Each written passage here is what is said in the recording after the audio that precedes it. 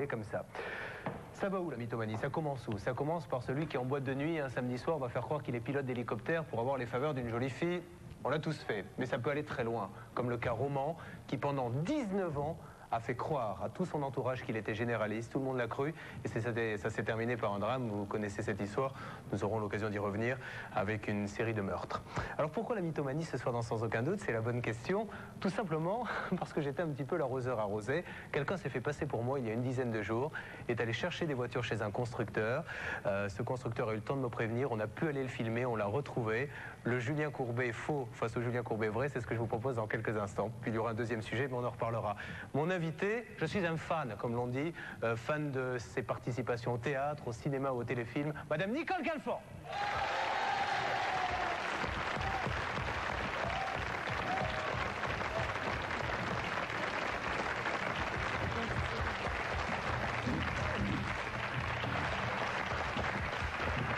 Alors, Nicole, qui a les honneurs de TF1 ce soir, puisque vous étiez tout à l'heure chez Jean-Pierre Foucault. Absolument. Je cumule. Oui, bah écoutez, autant tout faire d'un coup. Oui. Comme ça laisse un petit peu de temps pour faire autre chose. Oui. Et Nicole qui triomphe à côté de Michel Sardou dans Bagatelle, on en reparlera tout à l'heure. Puis je crois qu'il vous est arrivé aussi des petites histoires de mythomanie.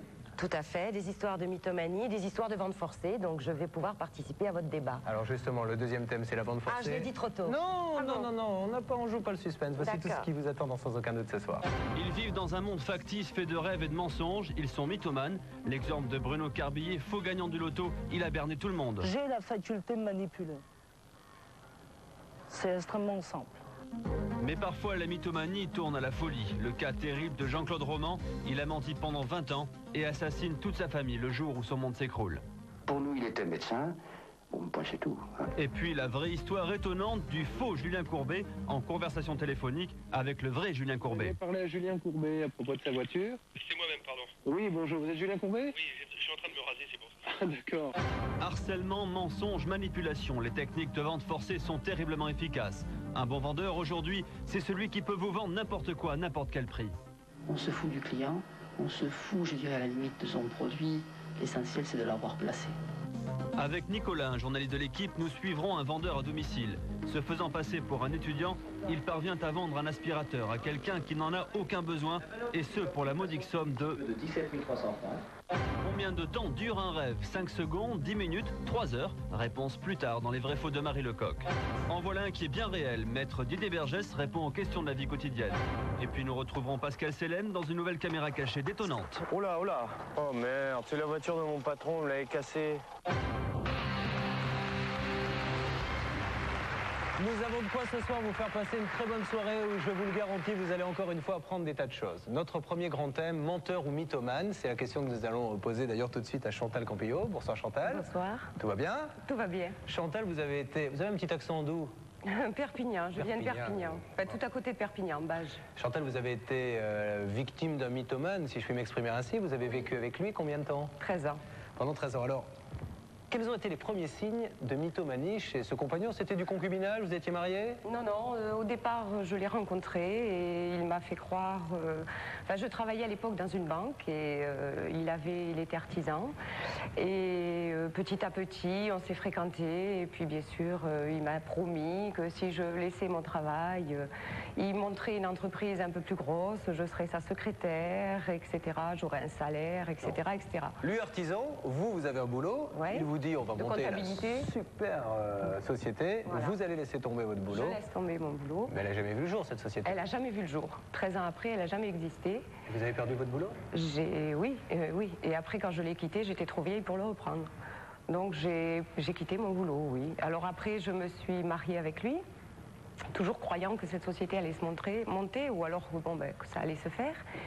Et puis après, les mensonges ont commencé du genre... Enfin, tout son passé était un mensonge. C'est-à-dire que je me suis rendu compte petit à petit qu'il m'avait menti sur son passé, sur ses parents, sur beaucoup de choses, sur sa vie. Et puis ça a continué, le mensonge continuait au niveau de tout. Quand est-ce, Chantal, que vous vous êtes rendu compte qu'il y avait quelque chose qui clochait? Quelque chose qui clochait déjà quand l'entreprise ne se faisait pas, ça petit à petit je m'en suis quand même rendu compte, et puis je me suis rendu compte aussi qu'il y avait quelque chose qui clochait parce que c'était un homme qui avait déjà vécu, il avait été marié, il avait 2 enfants en bas âge, Et bon, j'ai élevé ces enfants normalement. Et puis quand j'ai voulu changer des choses dans la maison, comme une femme a envie de le faire chez elle, tous ces objets, c'était acheté à Paris, c'était parce qu'il avait vécu ici, donc c'était acheté ici, c'était fait. Et puis je me suis rendu compte que le chandelier venait de chez un client qu'il avait volé. Chantal, au vu de ce que vous êtes en train de dire, enfin, j'exagère si je dis qu'il y a quand même 13 ans, c'est ça? 13 ans de votre vie qui ont été usurpés, volés? Volé, complètement. Parce qu'après, le problème, c'est que quand je me suis rendu compte qu'il me mentait complètement sur tout, parce qu'il s'inventait en fait une vie. Quand j'ai voulu me rebeller, je suis rentrée dans le cercle vicieux de la femme battue et j'ai été une femme battue pendant 13 ans. Il vous a battu parce que vous vous rendiez compte qu'il mentait? Dès que je me rebellais sur quelque chose ou que je voulais lui expliquer que c'était pas la vérité, parce qu'il vivait à côté de la vérité. C'est quelqu'un, par exemple, je sais pas, mais on a tous une conscience, on a quelque chose. Donc quand on ment ou quand on a envie de dire quelque chose à quelqu'un, systématiquement, on se pose la question, on se remet en question. Lui, jamais. Donc quand j'ai voulu me remettre en question pour lui et essayer de le faire changer ou essayer, là je me suis ramassé des coups et maintenant j'ai la colonne vertébrale démolie. Quand vous avez décidé de le quitter, ça s'est mal passé également? Oui, très mal. D'ailleurs, il continue toujours à mentir parce que je l'ai quitté il y a 6 ans. J'ai eu une fille qui a maintenant 11 ans de lui. Et lorsque ma fille va chez lui et qu'elle revient chez moi, bon, heureusement, j'ai eu un divorce à tort exclusif du mari et un droit d'hébergement réservé de mon enfant, c'est-à-dire qu'elle n'y va pas les week-ends, les vacances, etc. Et le peu qu'elle y va, il arrive quand même à lui mentir. Avant de se quitter, on se retrouvera dans quelques instants parce que je voudrais vraiment qu'on voit un reportage sur la mythomanie, c'est exemplaire. Vous-même, donnez-nous quelques exemples encore de mythomanie chez cet homme. Par exemple, avec ma fille, l'autre jour, bon, il a volé une machine à coudre et nous, on savait très bien qu'elle avait été volée. Et il l'a mis chez lui, alors il a dit à ma fille, on te l'a offert, c'est pour toi, elle est là, c'est pour toi. Et au bout de quelques temps, la gendarmerie a fait ce qu'on appelle une perquisition, et ils ont repris la machine qui est maintenant à la gendarmerie de Perpignan.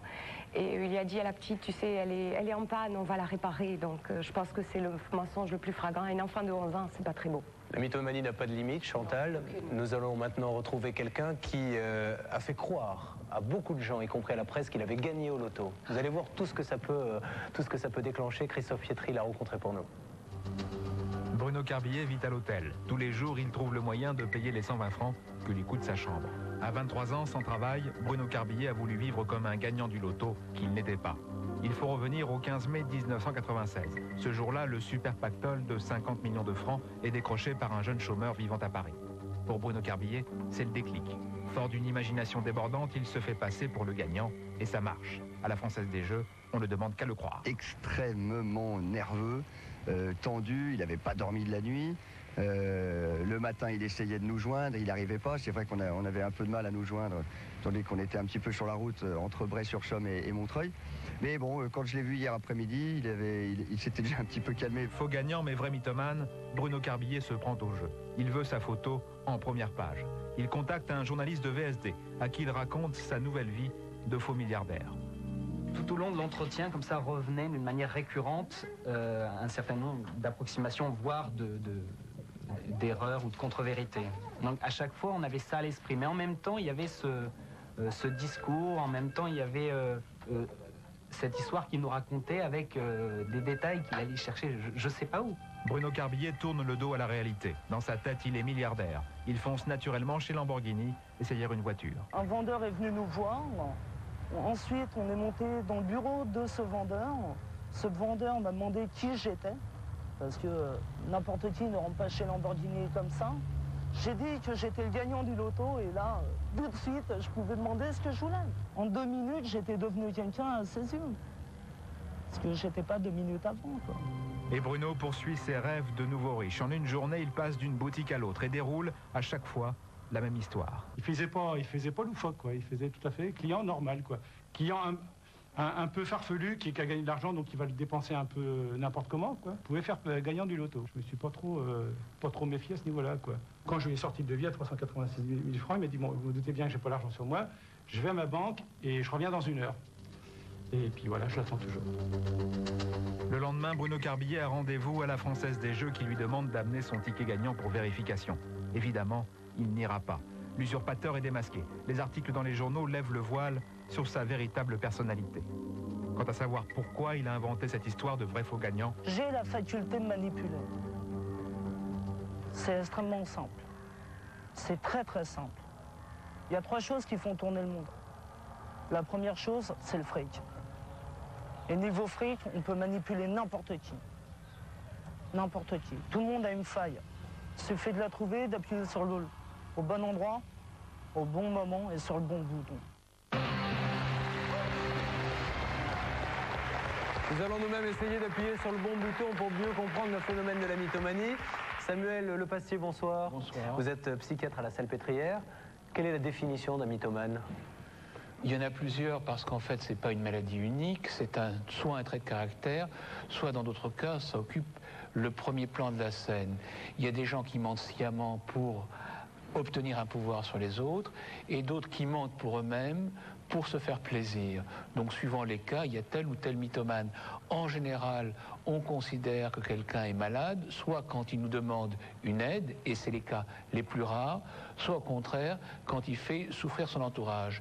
Les cas que nous voyons sont les formes extrêmes de ce qu'on rencontre dans la vie de tous les jours. Tous les enfants sont mythomanes. Alors, la mythomanie n'échappe à personne. Moi, j'aurai le droit à mon petit lot de mythomanie également tout à l'heure avec un autre, Julien Courbet. Et vous, Nicole, vous en avez rencontré une? Oui, moi j'ai eu un cas très proche de moi, une jeune fille qui me faisait un petit peu de secrétariat à la maison et que j'ai trouvé un jour en larmes. Je lui ai dit qu'est-ce qui se passe? Elle m'a dit ma sœur est myopathe, il faut absolument que j'aille la voir à l'hôpital. Très bien.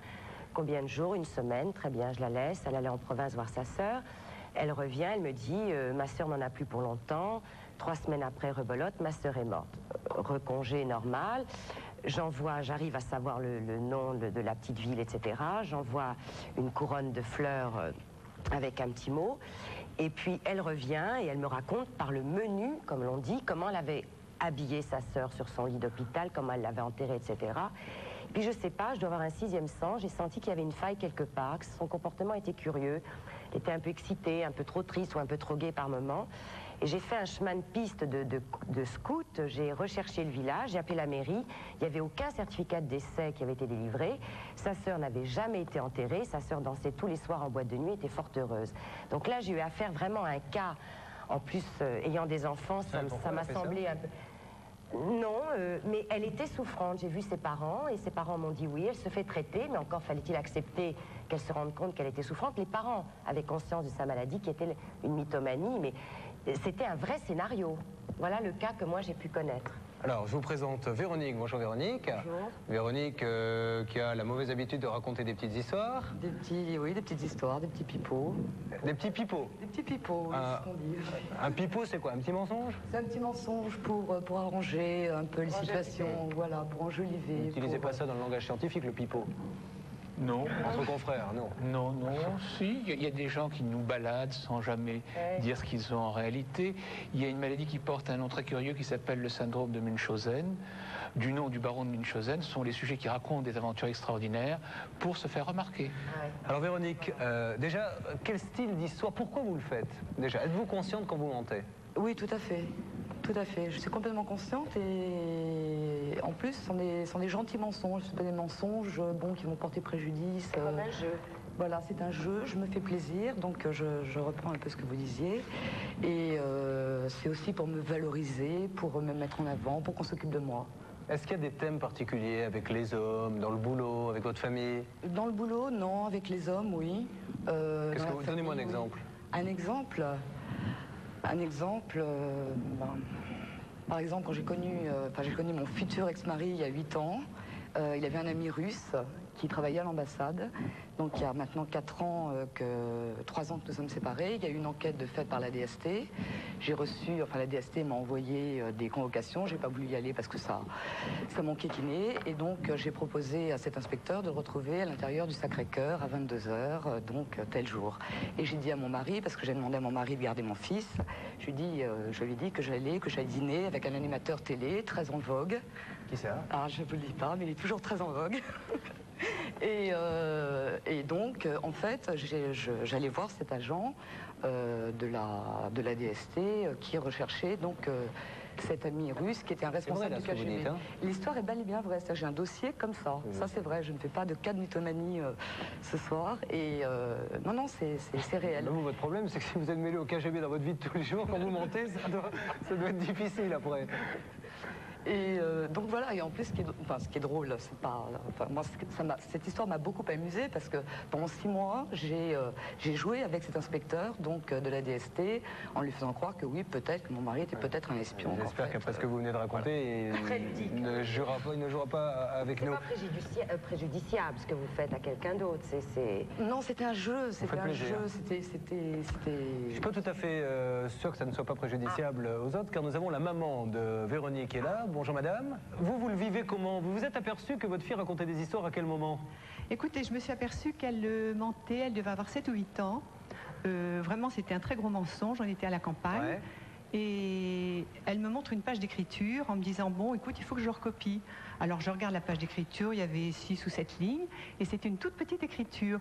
J'écoute Véronique, c'est pas toi qui as écrit ça. Si, maman, c'est moi. Ça a duré des heures, et ma belle-mère m'a dit, écoute, t'es beaucoup trop sévère, laisse tomber, c'est elle qui a écrit, ça va. Mais je lui ai dit, écoutez, non, maman, ça n'est pas elle qui a écrit. Elle avait déjà une écriture très ronde. Et puis j'ai pas cédé, et j'ai su plusieurs années plus tard que c'était une petite amie de classe qui avait écrit et que ce n'était effectivement pas elle. Bon, au quotidien, vous vivez ça comment? Ça vous agace, ça vous amuse? C'est-à-dire que maintenant, elle a tellement menti, raconté d'histoires, quand même plus ou moins graves, que j'en ai pris mon parti et j'ai laissé tomber, je me rends plus malheureuse. Je vis ça beaucoup plus sereinement. Vous continuez à raconter des histoires à votre maman, des fois? Oui, ça m'arrive pour avoir la paix. Ah bon? Et pour me justifier. Tout à fait. Mais le KGB n'est jamais venu à la maison encore. Non, je lui ai laissé le KGB. Oui. Alors là, on parle de petite mythomanie. D'ailleurs, j'ai une question. La différence entre un menteur et un mythomane? C'est que le menteur sait qu'il ment, et il y a des mythomanes qui ne se rendent même pas compte qu'ils mentent. Pour mentir, il faut avoir la notion que la réalité existe. Il y a des personnes très narcissiques qui pensent que la réalité, c'est ce qu'ils disent, qu'ils ont décidé que c'était. Nous avons vu 2 degrés de mythomanie. La mythomanie sans grande conséquence, même si je suppose que madame ne doit pas rire tous les jours. Une mythomanie beaucoup plus sévère avec vous, Chantal, puisqu'on rappelle que votre ami en est arrivé à vous battre. Et puis il y a une mythomanie là qui a véritablement dégénéré. Maître Abba, vous êtes l'avocat de Jean-Claude Roman. Nous allons dans quelques instants revenir plus précisément après la pub sur ce cas. J'aimerais que vous nous rappeliez simplement l'étendue des dégâts. C'est un mot faible, puisque c'est une véritable tragédie à laquelle je me suis intéressé. Puisque Roman a été jugé pour avoir tué ses parents, son épouse et ses enfants. Nous revenons sur l'affaire Roman dans quelques instants. Retour sur l'affaire, essayons de comprendre le cas de ce mythomane qui, pendant 19 ans, a fait croire à tout son entourage qu'il était généraliste. À tout de suite. Quand le mensonge tourne à la folie meurtrière, après la pause, retour sur l'histoire la plus terrible de mythomanie, l'affaire Jean-Claude Roman, avec le témoignage exclusif de son plus proche confident. Nous écouterons aussi la conversation surréaliste de Julien Courbet avec l'homme qui se prend pour Julien Courbet. Vous avez quel âge, monsieur Courbet? Sans indiscrétion, hein? 33 ans. 33 ans.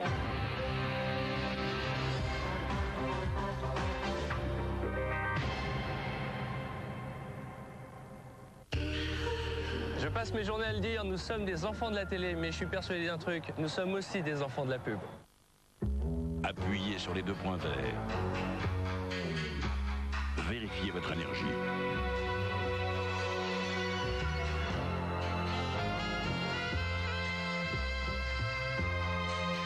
Nouvelle pile Energizer avec testeur intégré.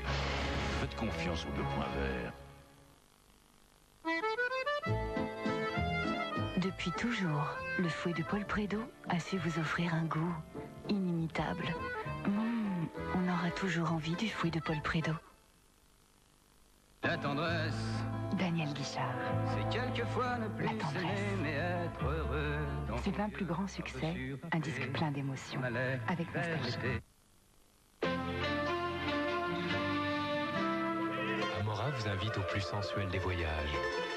Partir à la découverte des cuisines du monde pour y rencontrer de nouvelles saveurs, de nouvelles cultures, de nouveaux goûts mais aussi de nouveaux plaisirs.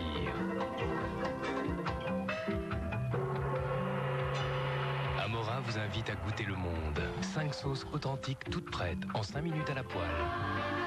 Amora, par amour du goût.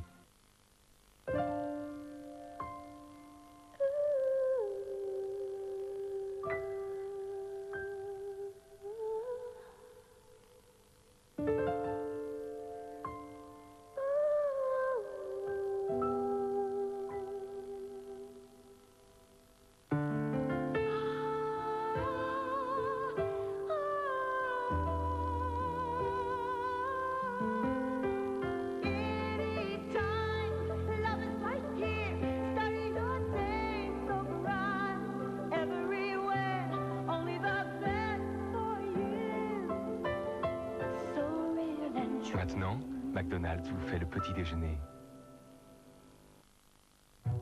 Fermeture. Ouverture. C'est simple, non? Cocotte Clipso de Seb. Seb, c'est bien. Amora s'est arrêté en Sicile pour vous faire goûter une authentique sauce sicilienne à l'huile d'olive. Goûtez le monde. Une nouvelle sauce Amora prête en 5 minutes à la poêle avec du poulet. Amora, par amour du goût.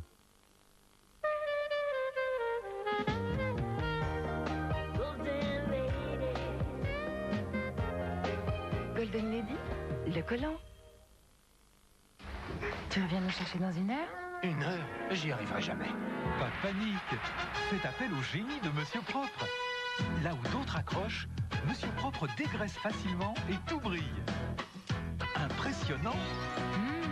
Quel papa brillantissime tu fais. Monsieur Propre, le coup de génie qui rend le brillant plus facile. Mes pauvres jambes. Passez l'hiver tranquille. Pensez Vénoxyl.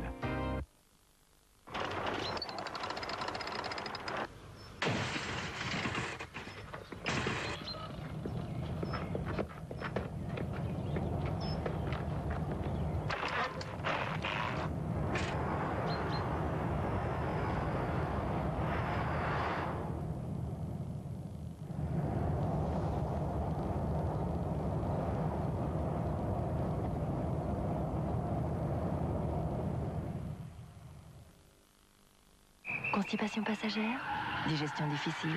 Pour vous libérer des problèmes de stationnement, un médicament, Sorbitol. On se sent tellement plus libre avec Sorbitol de la Lande.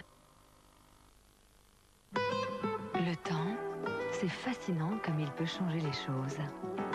Comme il laisse ses traces. Le nouveau soin réparateur anti-rides de Nivea Visage, enrichi à la vitamine A, adoucit les traces visibles du temps. Nivea Visage, les soins experts en beauté.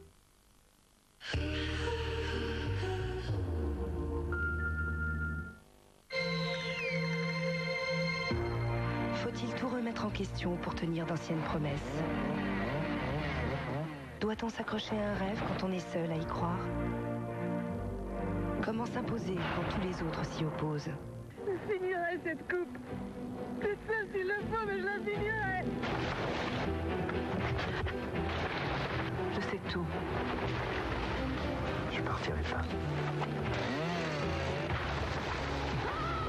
Il faut toujours donner suite aux grandes rencontres. La femme de la forêt, seconde partie, samedi 20h45 sur TF1.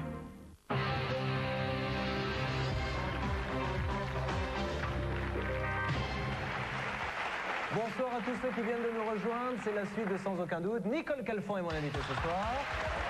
Nous parlons des mythomanes. Dans quelques instants, j'aurai le privilège de vous présenter un deuxième Julien Courbet. Mais là, nous parlons d'un cas qui est peut-être le cas extrême en mythomanie depuis ces dernières années avec Maître Abad. Maître Abad, on rappelle que vous êtes avocat de Jean-Claude Roman, la tragédie Roman, en images avant de vous poser quelques questions.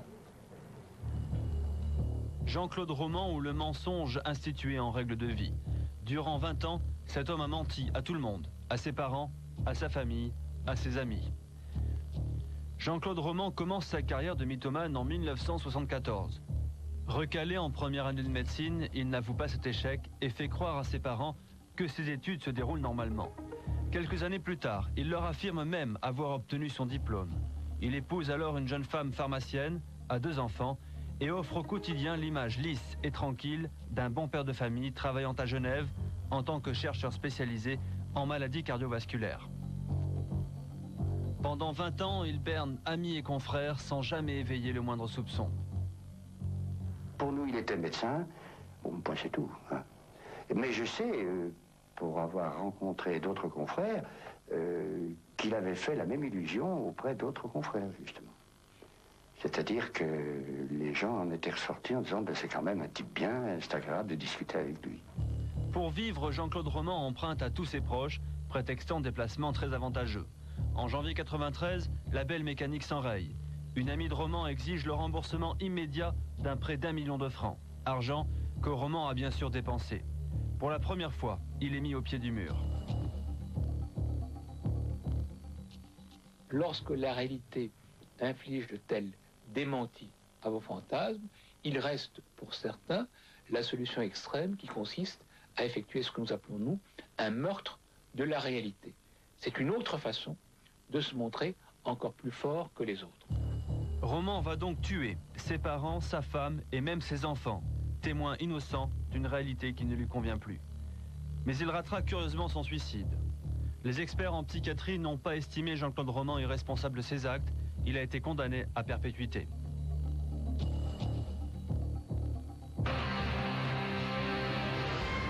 Maître Abad, la question qui doit venir à l'esprit, je suppose, de tous les téléspectateurs de Sans Aucun Doute, c'est pourquoi a-t-il menti comme ça toute sa vie? Je pense qu'il se pose la question lui-même. Mais au travers des nombreux entretiens que nous avons eus, au travers de son expérience judiciaire, au travers du procès, il est en passe de répondre à certaines questions avec le concours de psychiatres qui se sont intéressés à lui.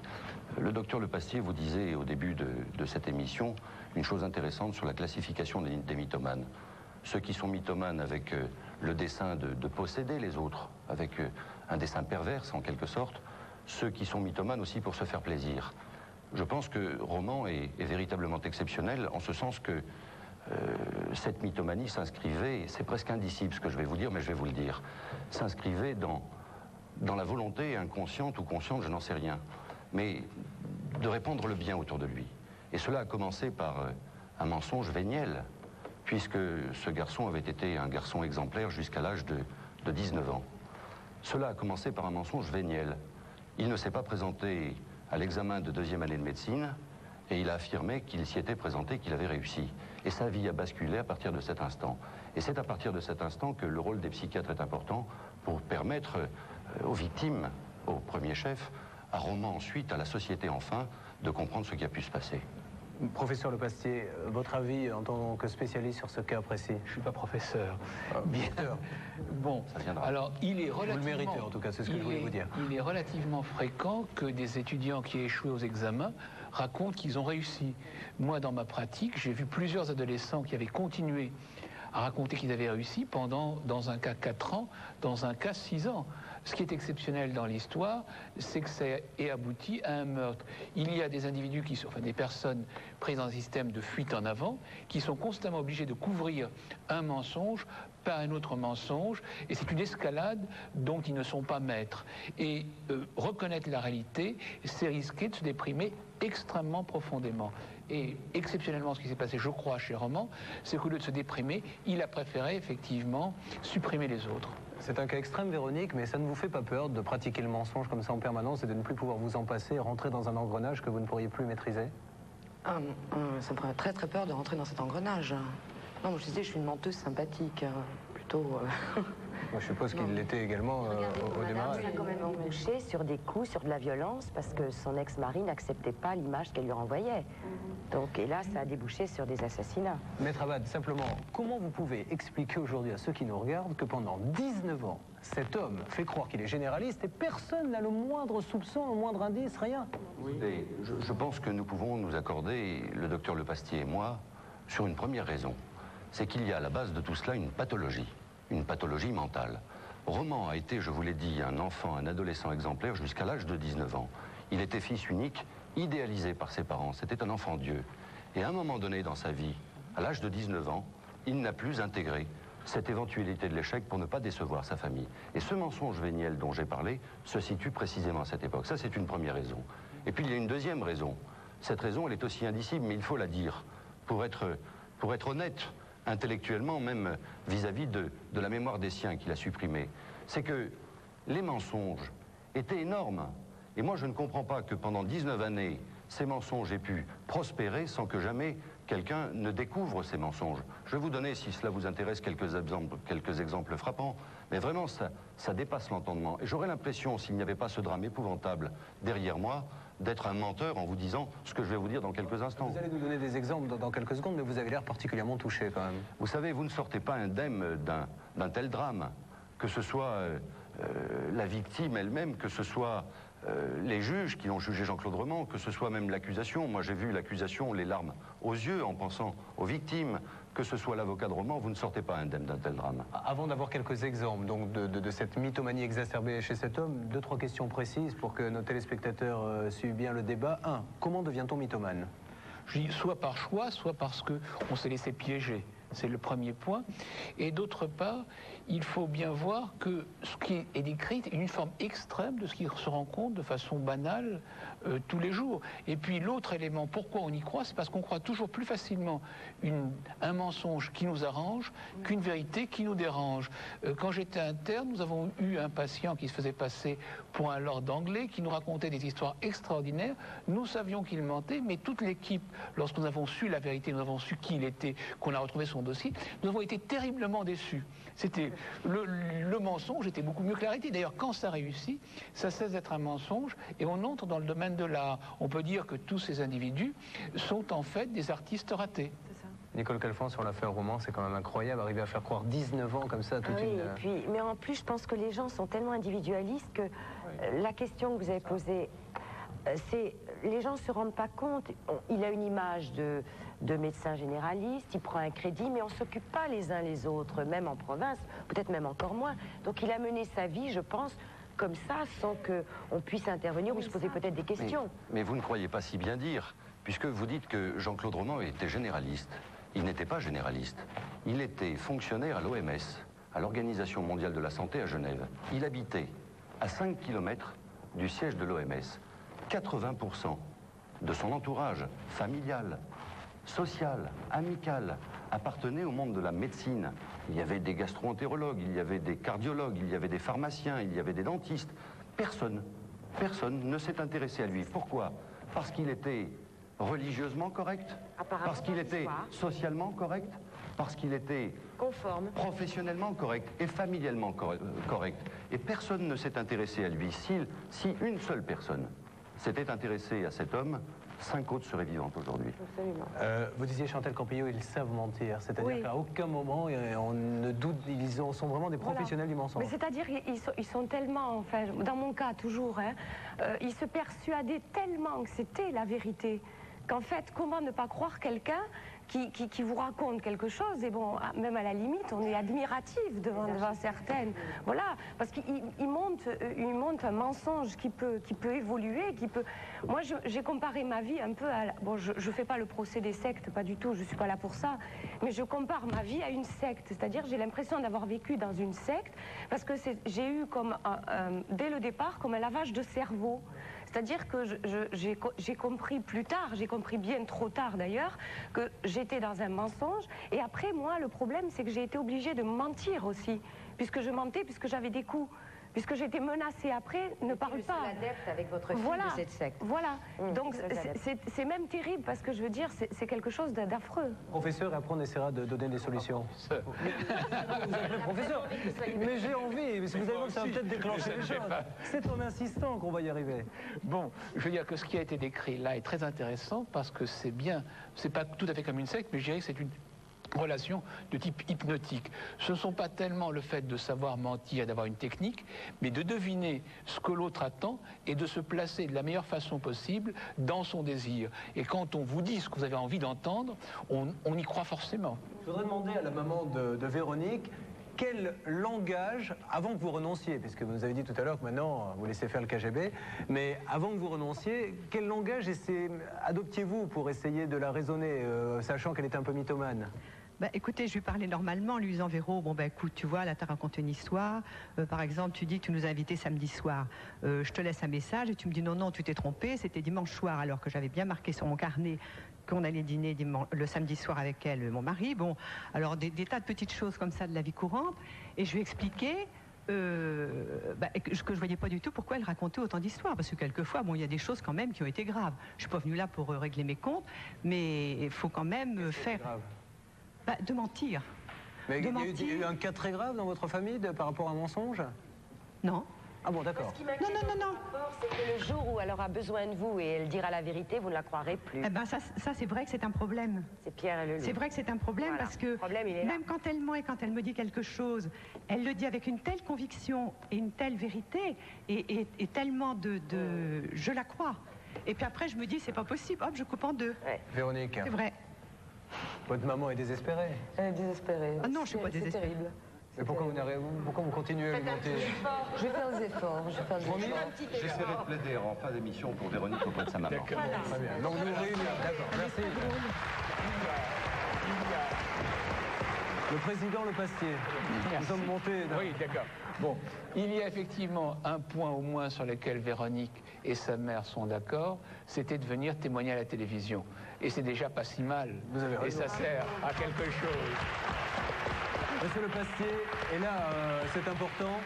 Comment s'adresse-t-on à un mythomane? Peut-on éviter des tragédies à plus ou moins, avec plus ou moins de gravité? Comment s'adresse-t-on à un mythomane? Bon, je ne crois pas qu'il faille avoir une position d'expertise, c'est-à-dire de lui dire vous avez dit cela, mais je sais parfaitement que vous ne le disiez pas, parce qu'à ce moment-là, il inventera une nouvelle histoire.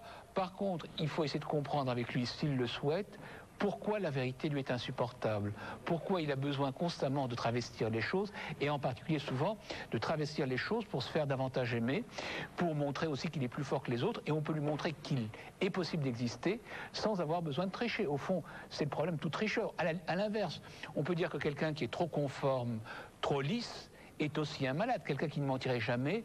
Bon, on peut aussi se poser des questions sur son équilibre. Nous allons maintenant vous raconter une petite histoire qui nous est arrivée il y a une 8aine de jours. Nicole, j'étais tranquillement à mon bureau en train de ne rien faire, comme je le fais régulièrement 10 heures par jour. Et là, coup de fil d'une grande marque d'automobile qui me dit « Avez-vous demandé chez nous une voiture de prêt ?» Non, je n'avais pas demandé de voiture de prêt. Il me dit « C'est embêtant parce que quelqu'un est venu chercher une voiture et il ne l'a pas ramenée depuis 3 jours. » Donc je lui ai dit « Votre voiture, tant pis pour vous, je crois qu'elle est volée. » Mais là c'est de la simple escroquerie jusque-là, que quelqu'un vienne et demande une voiture au nom de Julien Courbet. Mais 2 jours après, il la ramène et il vient en demander une autre. Le concessionnaire me prévient, donc j'ai le temps d'envoyer Frédéric Isbach qui travaille avec nous avec une caméra. Et voici la première partie donc de notre petite saga de l'hiver, ou de l'automne si vous préférez. Il vient de ramener la voiture, il attend la seconde, le concessionnaire et Julien Courbet. En attendant, on parlait de monsieur Julien Courbet. Oui. Bon, qu'est-ce qu'il vient, comment c'est sa nouvelle édition, est-ce que ça se passe bien? Bah, moi, de ce que j'entends, oui, ça se passe bien. Ça se passe plutôt bien. Oui, ce que je voulais savoir également, c'est ses goûts en termes d'automobile. Il a une Porsche, je crois. Ouais, il a 911. 911. Bah, dites-moi, vous êtes donc le beau-frère de... Ouais, disons par alliance, parce qu'il y avait 2 sœurs, lui est marié avec une sœur, et moi je suis en concubinage avec une des sœurs. Ah bon, d'accord. Non, moi je suis dans les chevaux, moi. Ah, vous êtes dans les chevaux? pics, là. Ah, d'accord. Et c'est lui qui va venir vendredi, je crois, pour me rendre le véhicule. C'est ça, oui. Éventuellement, que je vais vous prêter. Hein. Voilà, c'est ça, c'est super. D'accord. Vous aurez compris que pour ménager l'identité de tous les intervenants, nous avons un petit peu trafiqué l'image. Donc j'ai appris que j'étais marié à l'instant, et en plus avec ma sœur. Ça fait beaucoup de nouvelles pour un seul homme d'un coup. Il décide de reprendre une autre voiture. On lui donne mon numéro de téléphone, et là, il m'appelle pour réclamer sa deuxième voiture. Julien Courbet qui parle à Julien Courbet. Oui, bonjour, Julien Courbet, l'appareil. Est-ce que vous pouvez me rappeler à la maison à partir de 10h? Je vous remercie. Au revoir. Oui, bonjour, Frédéric Lombert. J'aurais aimé parler à Julien Courbet à propos de sa voiture.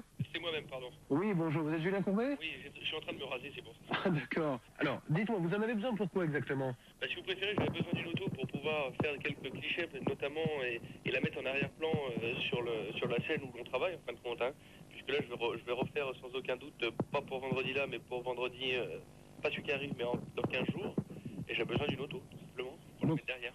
C'est une auto qui serait sur le plateau sans aucun doute. Voilà, tout à fait. Est-ce qu'il va y avoir, ça n'a aucune importance, mais moi j'ai besoin de le savoir, est-ce qu'il va y avoir beaucoup de kilométrage ou elle va juste être, elle va pas rouler beaucoup? Pour les deux chez vous, à Brie contre Robert, là. D'accord. Brie-sur-Marne. Ouais, voilà. C'est là-bas que vous tournez? Oui. D'accord, donc sans aucun doute? D'accord.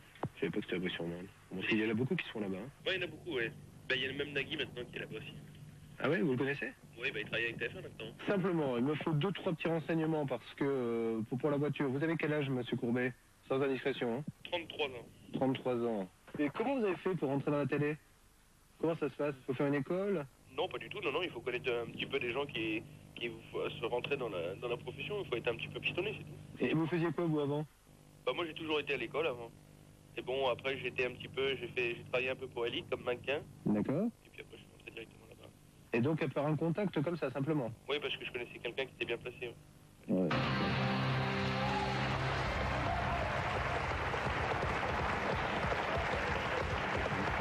31 31 seulement, mais bientôt 33 quoi qu'il arrive. Hein. Bon, cette personne est avec nous parce que je lui ai téléphoné, mais je lui ai dit que c'était trop bête. Déjà, j'étais pas content parce que ça peut être très grave pour moi. S'il va tuer des gens ou voler des banques avec la voiture qui est à mon nom, ça m'embête un petit peu.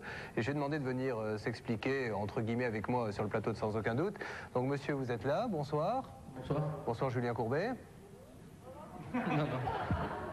Bon, est-ce que vous avez été... Formidable qu'il soit là. Ben, oui, déjà, est-ce que vous vous rendez compte je suis pas trop d'accord.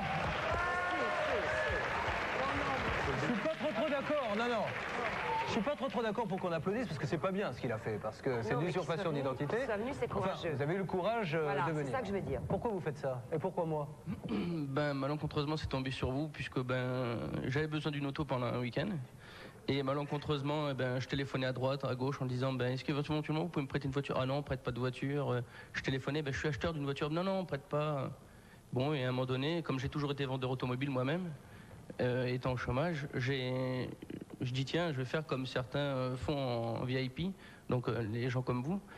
Et j'ai téléphoné tout simplement au constructeur en leur disant excusez-moi, est-ce que vous pourriez me prêter une voiture? Mais vous êtes qui? Et malencontreusement, votre photo était sur le télépoche, en première page. Heureusement qu'il est pas celle de Nicole Calfan, parce que... Ah non, sinon j'aurais pas fait ça, et j'ai dit, c'est Julien Courbet. On m'a dit, monsieur, venez tout de suite, on vous la prête. Alors, ça donc je suis arrivé. Dites-moi, est-ce que vous... Après, on vous a prêté la voiture et toute l'histoire a été racontée. Est-ce que vous êtes déjà fait passer pour d'autres personnes? Non, jamais, uniquement que pour vous. Vous n'avez jamais fait ça, vous êtes sûr? Non, jamais, c'était la première fois. Je suis pas tout à fait sûr que ça soit vrai, moi. Si, tout à fait, oui. Ouais, enfin bon, on en reparlera une autre fois. Quand vous ne craignez jamais le risque dans ces cas-là, enfin quand vous vous pointez, vous avez l'aplomb pour dire vous êtes mon beau-frère?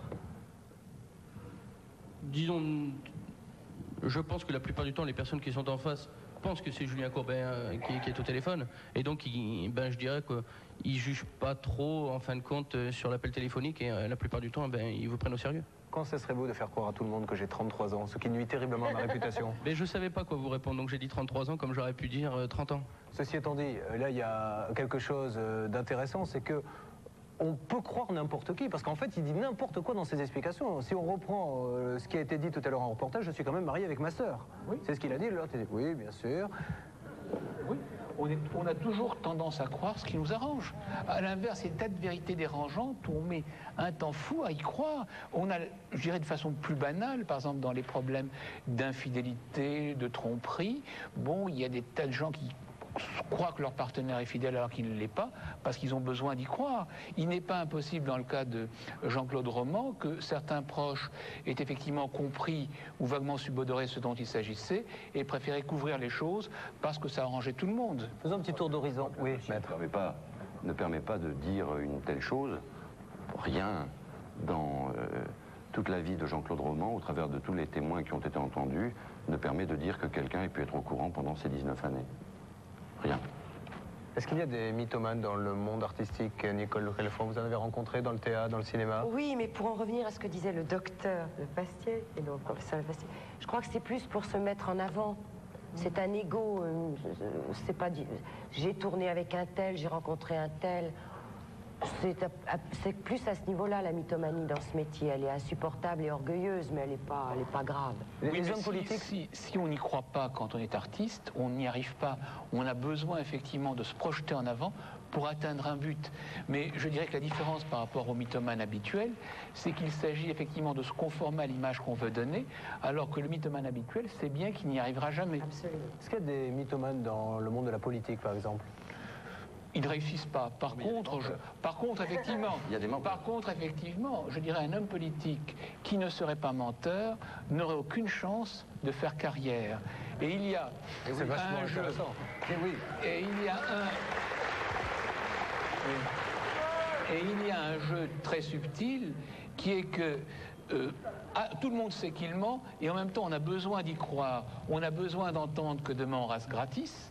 Et je dirais qu'un homme politique qui ne mentirait pas de ce point de vue-là ne serait pas dans son rôle, mais s'il en fait trop, ça ne marche pas non plus. Dernière question, comment se soigne la mythomanie?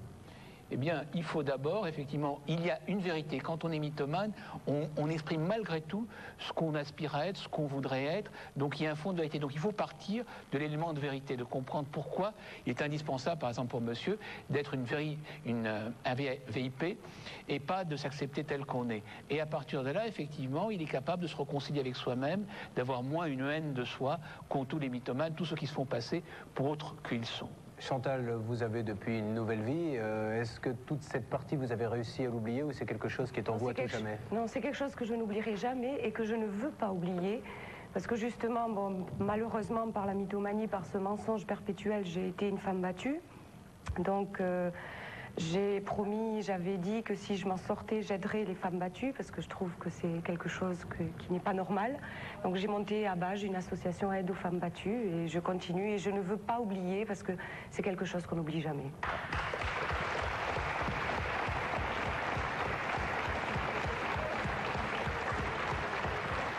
Véronique, le dernier mensonge en date, il date de quand? C'était pas ce soir en tout cas. Il y a 2 minutes. Ça fait un quart d'heure. Oui, à peu près. je m'en souviens plus. Je vais dire, ça vous a fait réfléchir à des choses, tout ce qu'on a dit, là où ça ne va rien changer au mensonge habituel? Tout ce qui s'est dit là, ça va changer quelque chose dans votre comportement? Oui, sans aucun doute. Vous avez une fiche? Maître Abba, vous êtes un petit peu le confident maintenant de Monsieur Roman. Dans quel état se trouve-t-il psychologiquement?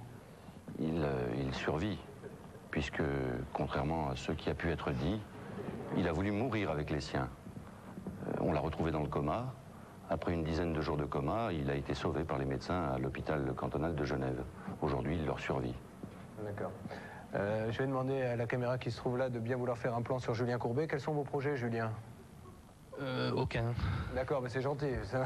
Pas de projet d'émission nouvelle? Non, non, pas du tout. C'est la dernière fois que vous le faites? La dernière fois, oui. On demandera à Maître Didier Bergès tout à l'heure qui nous rejoindra. Vous savez que c'est grave ce que vous avez fait. Vous auriez pu, si je portais plainte, avoir de gros ennuis. Tout à fait, je sais bien. Bon, mais à coup de pas alors. Tout à fait. Merci en tout cas à tous nos invités que vous pouvez applaudir très fort. Nous passons dans sans aucun doute maintenant à notre deuxième thème qui concerne bien sûr la vie de tous les jours et qui peut vous concerner à n'importe quel moment. C'est la règle de base d'un sujet de sans aucun doute, la vente forcée. La vente forcée, c'est soit en magasin, soit à domicile. Fiche signalétique pour savoir un petit peu combien de cas sont touchés, combien de personnes sont concernées.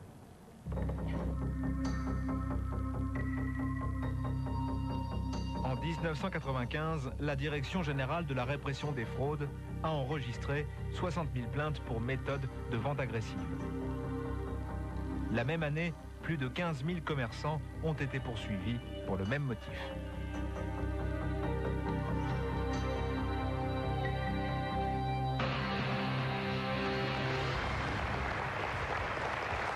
Roselyne Taon, bonsoir.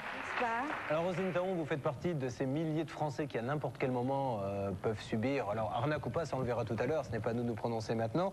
Ce qu'il faut savoir, vous, c'est que vous avez reçu un jour un prospectus dans votre boîte aux lettres, que disait-il? Ce n'était pas un prospectus dans ma boîte aux lettres, mais c'était un coup de fil qui m'annonçait que j'avais gagné un lot superbe à venir retirer en famille avec mon époux, donc en couple. Vous insistez là-dessus, hein? Oui, tout à fait, parce que sinon, nous n'aurions pas eu le cadeau. Donc soit vous venez avec votre mari, soit il n'y a pas de cadeau. C'était quoi ce cadeau? Alors ce cadeau, bon, je pensais que c'était quelque chose de super, parce qu'on m'avait bien alléché sur ce plan-là. On y est allé, cette maison d'ameublement, et on a retiré tout simplement une mallette à outils pour la voiture. Tout simplement, une petite mallette. D'accord. Comme ça. Une mallettounette, qu'on dira. Hein? Oui, voilà. Exactement. Quelque chose qu'on tient à la main, quoi. Une demi-fois dans une vie, à peu près. Exactement. Bien. Donc, une fois que vous êtes dans le magasin, on vous demande de faire un petit tour, je suppose. Oui. Et à ce moment-là, il y a toute cette pression, cette machine. Ils vont s'y mettre à plusieurs pour vous faire craquer, puisque vous n'étiez pas entré dans le magasin pour acheter, on est bien d'accord? Non, je n'étais pas venue pour ça. Comment ça s'est passé? Alors, il y a un premier représentant qui vient à ma rencontre et puis qui me dit, si vous voulez, vous faites un petit tour dans le magasin le temps qu'on va vous chercher votre cadeau. Bon, on regarde avec mon époux, puis le premier représentant continue, il nous dit, qu'est-ce qui vous plairait, qu'est-ce qui vous intéresserait dans ces meubles? On lui a dit tout simplement, on n'est pas intéressé pour acheter pour le moment. Mais si vous deviez acheter par la suite, qu'est-ce que vous achèteriez? Alors on se décide, on dit une chambre à coucher peut-être aussi une salle à manger, pourquoi pas? Mais de toute façon, ça ne doit pas être pour nous. Ce que le représentant m'a dit, ne vous inquiétez pas, si vous voulez, on ne vous vend rien, on vous fait un petit devis, vous saurez à peu près à quoi vous y attendre, et quand le temps viendra pour acheter, vous venez. Deuxième phase, donc maintenant vous avez été ferré, hein, Voilà, en langage de pêche. Vous avez déjà choisi un article. La deuxième phase, c'est un petit voyage offert. Le voyage n'est vu qu'en second plan. Lorsque le directeur est venu, me dit, ces gens ont-ils trouvé quelque chose qui leur plaisait? Alors on a dit, ben écoutez, on n'achète rien, mais enfin on a regardé les prix, et puis c'est pas pour nous. Et voilà, je vous ramène votre cadeau, parce qu'en plus vous avez gagné le voyage, un voyage d'une somme de 5000 francs. C'est-à-dire que le voyage, on peut le dire, ne comprenait ni l'avion, ni l'aller-retour, ni la demi-pension, voilà, tout simplement. On donne un appartement, quoi. Exactement. Donc, on est bien d'accord, il y a eu un premier vendeur qui vous a ferré, vous avez choisi le matériel, voilà. On vous a appâté avec un deuxième cadeau, et maintenant le directeur vient et la vente commence. Voilà, alors tout d'abord, on m'avait fait les calculs sur ce devis, il y en avait pour une somme globale pour la salle à manger et la chambre à coucher de 120 000 francs. Bon, tout de suite, nous on a dit non, c'est pas pour nous, ça c'est pas la peine. Écoutez, le directeur dit, ne vous impatientez pas, je vais vous proposer une affaire faramineuse. Alors, allons maintenant directement au but. À combien il vous l'a proposé en dernier recours? En dernier recours, à 49 000 francs, tout Donc il y a eu quand même une belle diminution, de 120 000 à 49 000. Exactement. J'aimerais que vous nous disiez votre situation sociale à l'époque.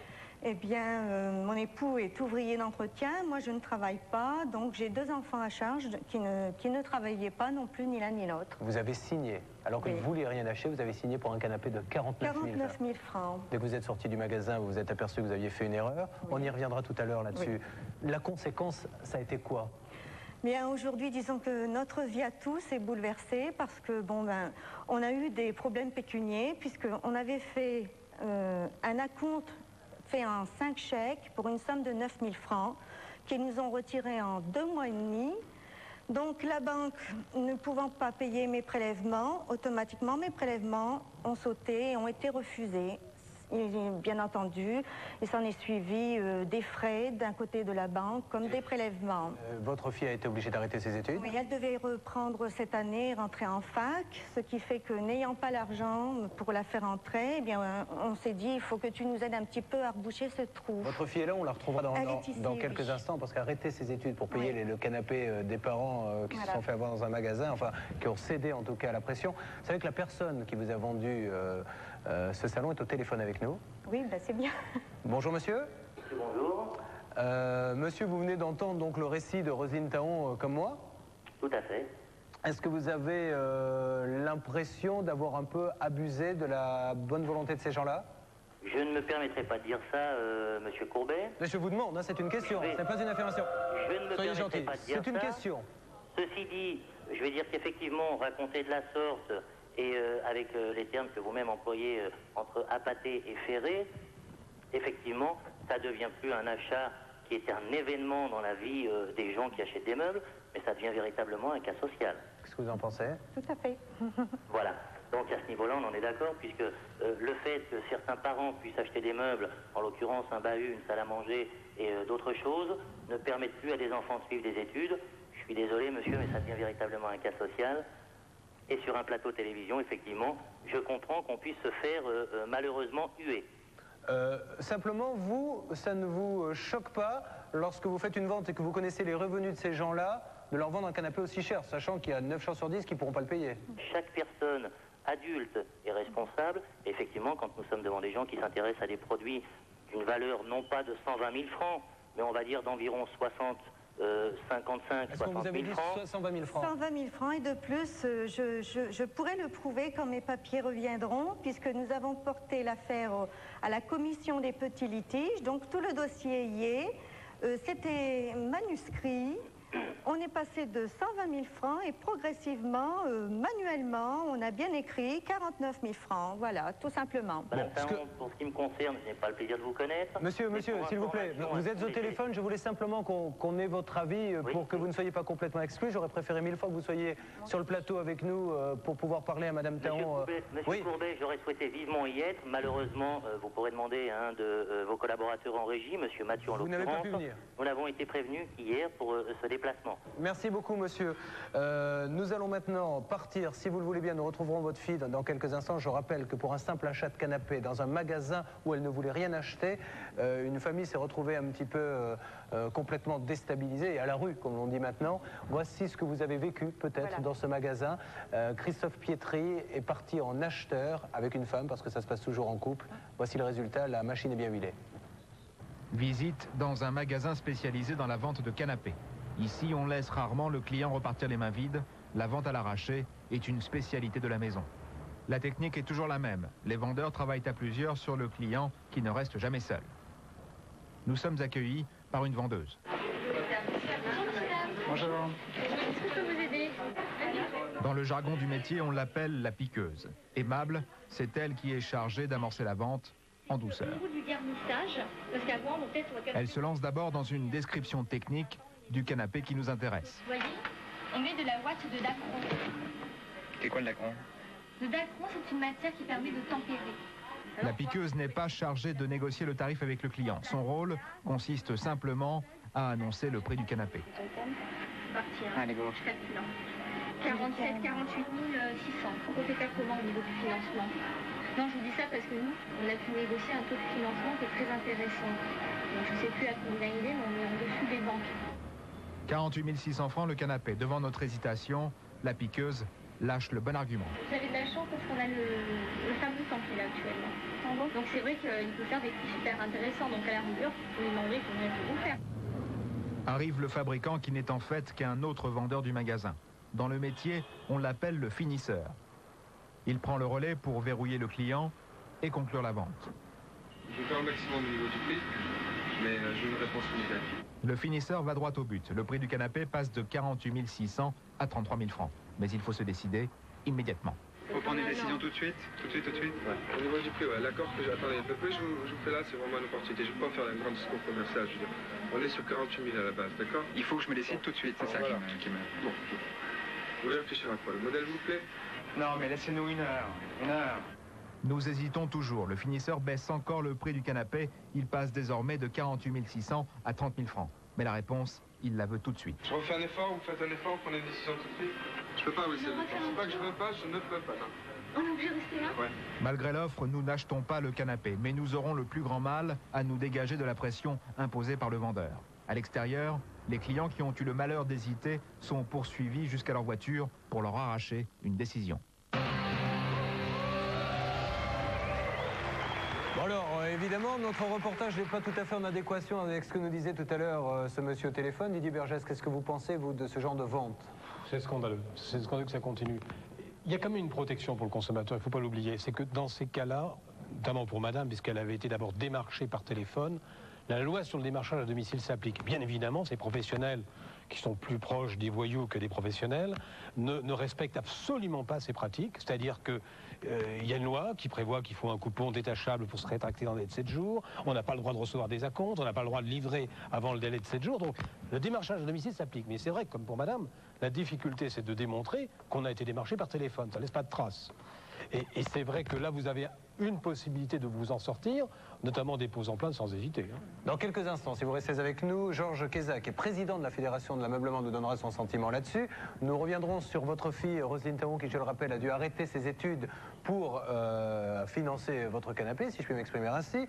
Nathalie, vous êtes une ancienne vendeuse, donc vous avez fait ce qu'on a vu dans la caméra. Oui. Vous allez nous dire les techniques un petit peu que vous avez employées. Et on parlera de la vente au porte-à-porte.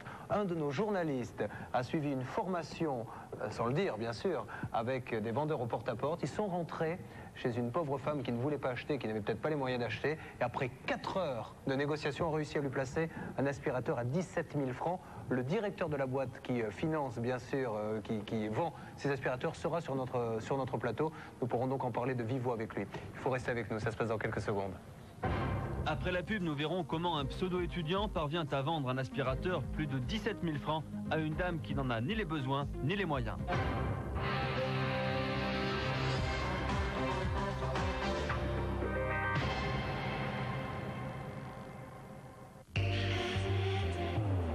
La pub, c'est comme un anticyclone.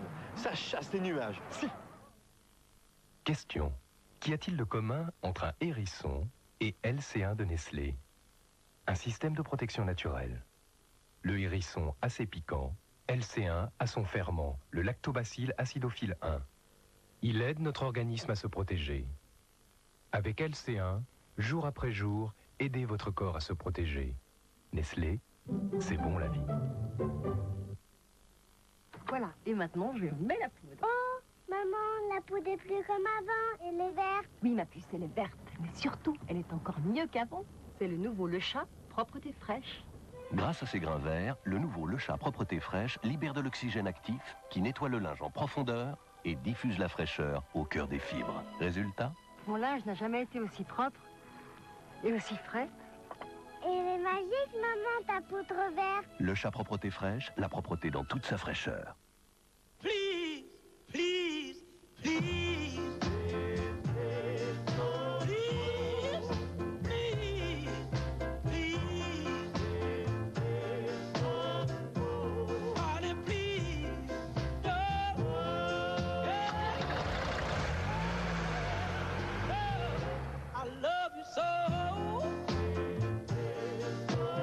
Nouveau diesel évolution d'Elf. Moins de fumée, moins de particules, moins d'oxyde de carbone. Pour obtenir le meilleur de votre lave-vaisselle, offrez-lui le système Son. Son Lavage enlève les traces les plus difficiles. Son Sel régénérant empêche les dépôts calcaires. Son Rinçage élimine les traces d'eau. Pour des verres transparents comme l'eau claire, Son Lavage, Son Rinçage, Son Régénérant.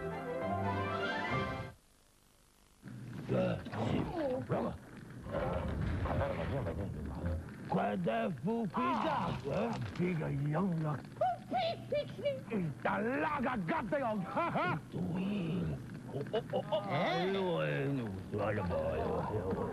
Pictionary, on se souviendra de vos gribouillis.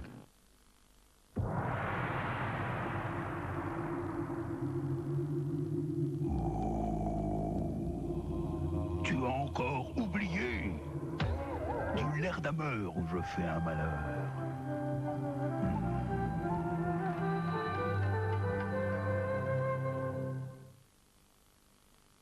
Attention, veuillez dégager la bordure du quai. Steven Seagal revient dans Piège à grande vitesse. Un train pris en otage, une menace nucléaire, lui seul peut tout faire dérailler. Piège à grande vitesse, la vidéo menée à un train d'enfer avec Skyrock. Vos problèmes de bouche, traitez-les avec Extril, bain de bouche antiseptique.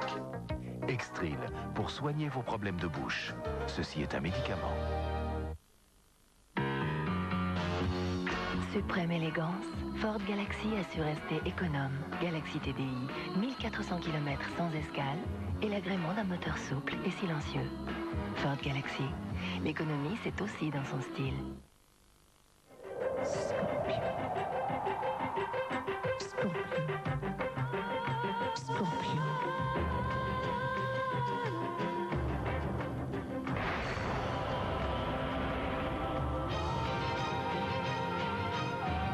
Scorpio, le plus brûlant des parfums d'homme.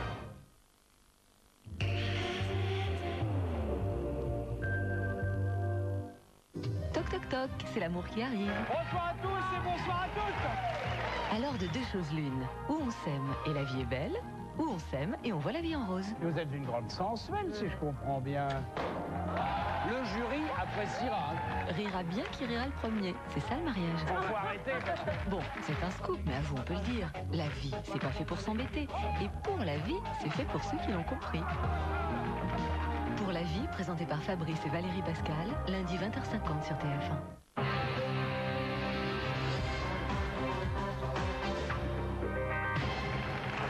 Sans aucun doute, nous parlons de la vente forcée. Nous reviendrons dans quelques instants sur la vente à domicile avec une caméra cachée assez extraordinaire. Revenons sur cette vente en magasin. Georges Kézak, vous êtes président de la Fédération française de l'ameublement.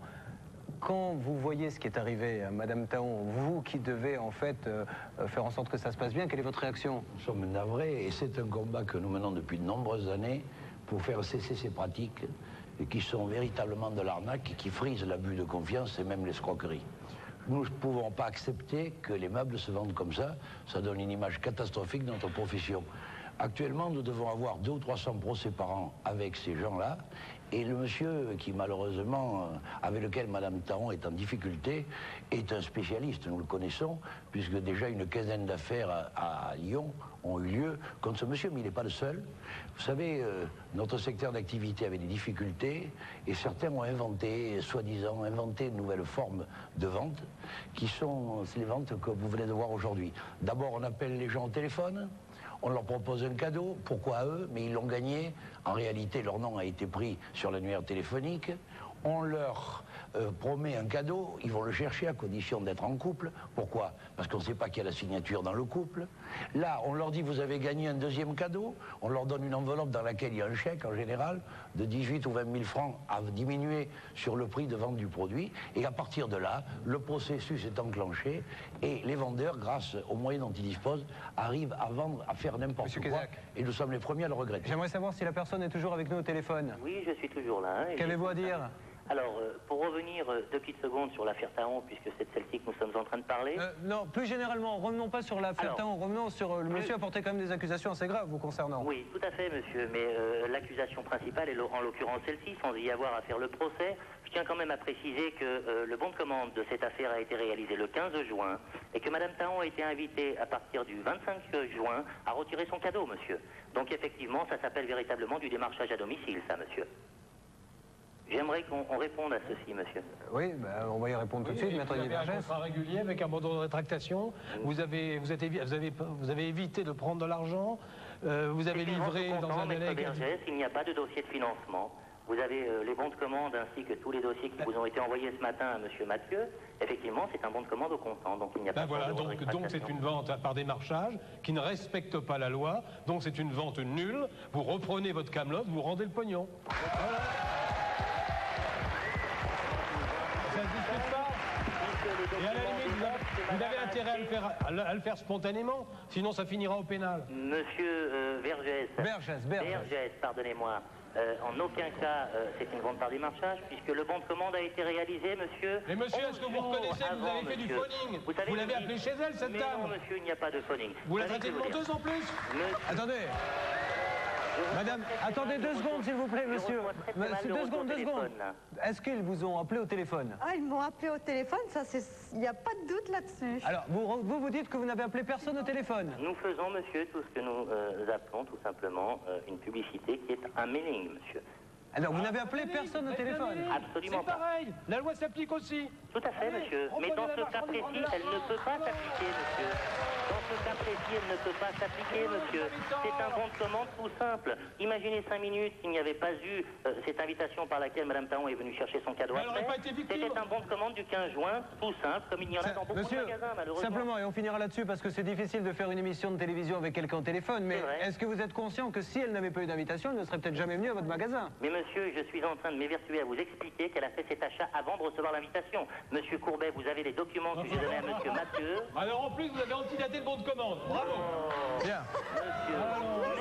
Ne transformons pas cette émission en tribunal, c'était pour avoir une ambiance générale, les deux parties ont pu s'exprimer et c'est bien ainsi.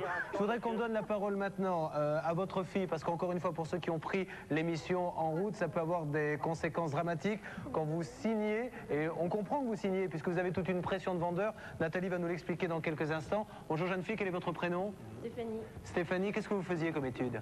J'ai fait bac littéraire et je l'ai eu cette année. Et vous deviez commencer donc la faculté, c'est ça? Oui. Une fac de quoi? Lettres. Et comment vos parents vous ont expliqué que vous n'iriez plus à la fac du coup? Ben, disons qu'ils m'ont expliqué la situation et par moi-même j'ai compris que la fac ça aurait été un peu juste cette année et que forcément il fallait que je trouve un petit boulot pour essayer de les aider, quoi. Vous avez dû trouver ça mais alors terriblement injuste de ne pas pouvoir aller à la fac pour payer un canapé? Ben, oui, quand même. Vous étiez là le jour où ils ont acheté le canapé? Non, non, non. Vous leur en voulez pas? Vous trouvez ça normal? Ben, disons que j'ai trouvé ça un peu naïf de se faire avoir comme ça, parce que je trouve que les gens qui font ça, ils réfléchissent pas aux conséquences. Alors c'est là où ça va devenir intéressant et écoutez, vous allez voir que bien souvent on fait ça malheureusement contre son gré, parce qu'on ne signe pas, et Nathalie est une experte en la matière. Nathalie, vous êtes ancienne vendeuse. Oui. Vous vendiez quoi dans un magasin de meubles? Tout à fait, oui. Vous êtes rentrée par petite annonce. Et alors après, comment ça s'est passé sur le terrain? Sur le terrain, ça a été tout simple. Je suis rentrée dans le magasin, donc, qui se trouve sur la Côte d'Azur. J'ai commencé un apprentissage sur le tas. Et j'ai appris petit à petit les fonctions du vendeur. Donnez-nous les 3 critères. Comment ça se passe? En 3 temps, vous êtes 3 à vendre, hein, c'est ça? On est 2 ou 3, tout dépend des magasins. Dans mon magasin particulièrement, on était 2. C'est-à-dire le vendeur, donc pour nous c'est le piqueur, donc la personne qui accueille, qui fait la démarche pour la vente. Et ensuite vous avez le finish, c'est-à-dire le responsable du magasin, ou si on invente un responsable régional qui est là par hasard. Enfin, on appelle ça le finish. Nathalie, quand vous vendez et quand vous faites signer le chèque à la personne et que vous savez pertinemment que ça va la mettre dans l'embarras d'une manière ou d'une autre, est-ce que vous y pensez à ça? Non, il ne faut pas y penser parce que dès le moment où on y pense, on perd du temps et donc on fait réfléchir la personne et dans ce cas-là, la vente elle est foutue, quoi. Vous vous êtes senti angoissée au moment, Roselyne, au moment de faire le chèque? Vous sentez que vous ne pouviez plus reculer? C'est-à-dire que je ne pouvais déjà plus réfléchir. Donc j'étais ennuyée parce qu'il n'y a plus rien qui me venait à l'esprit. Vous vous sentiez agressée? J'étais agressée, ouais. Je me suis sentie un peu étouffée, étranglée et puis...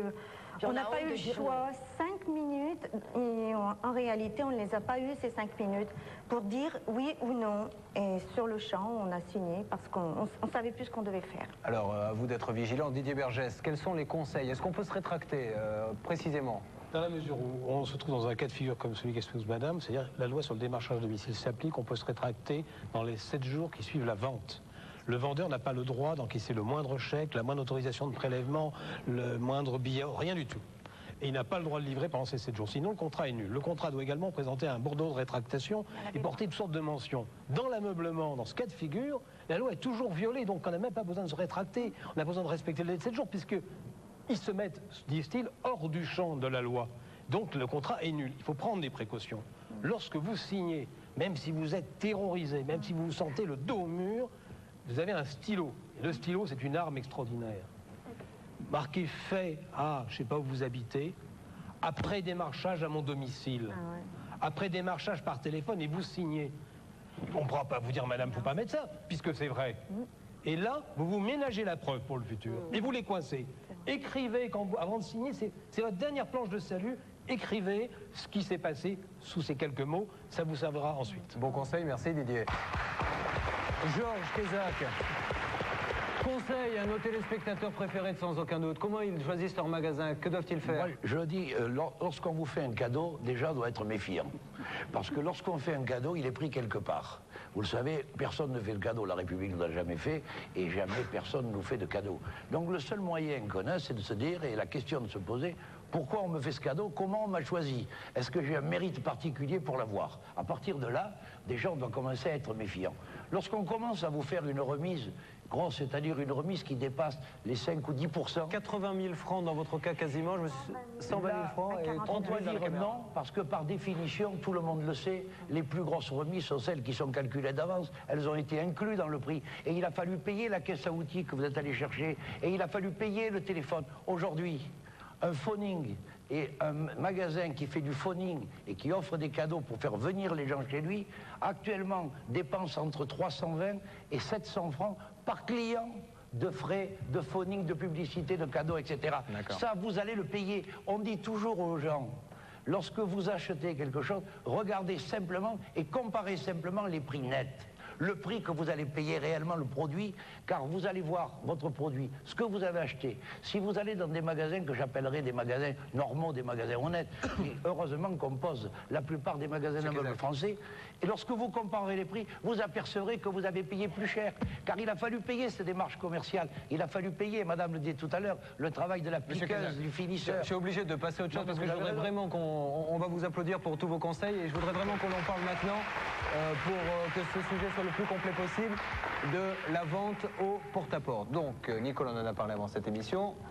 Oui, moi je me place de l'autre côté. J'ai eu affaire à 2 jeunes gens absolument adorables qui, eux, ont été exploités par une société qui devait les employer à faire du porte-à-porte. J'ai été scandalisée.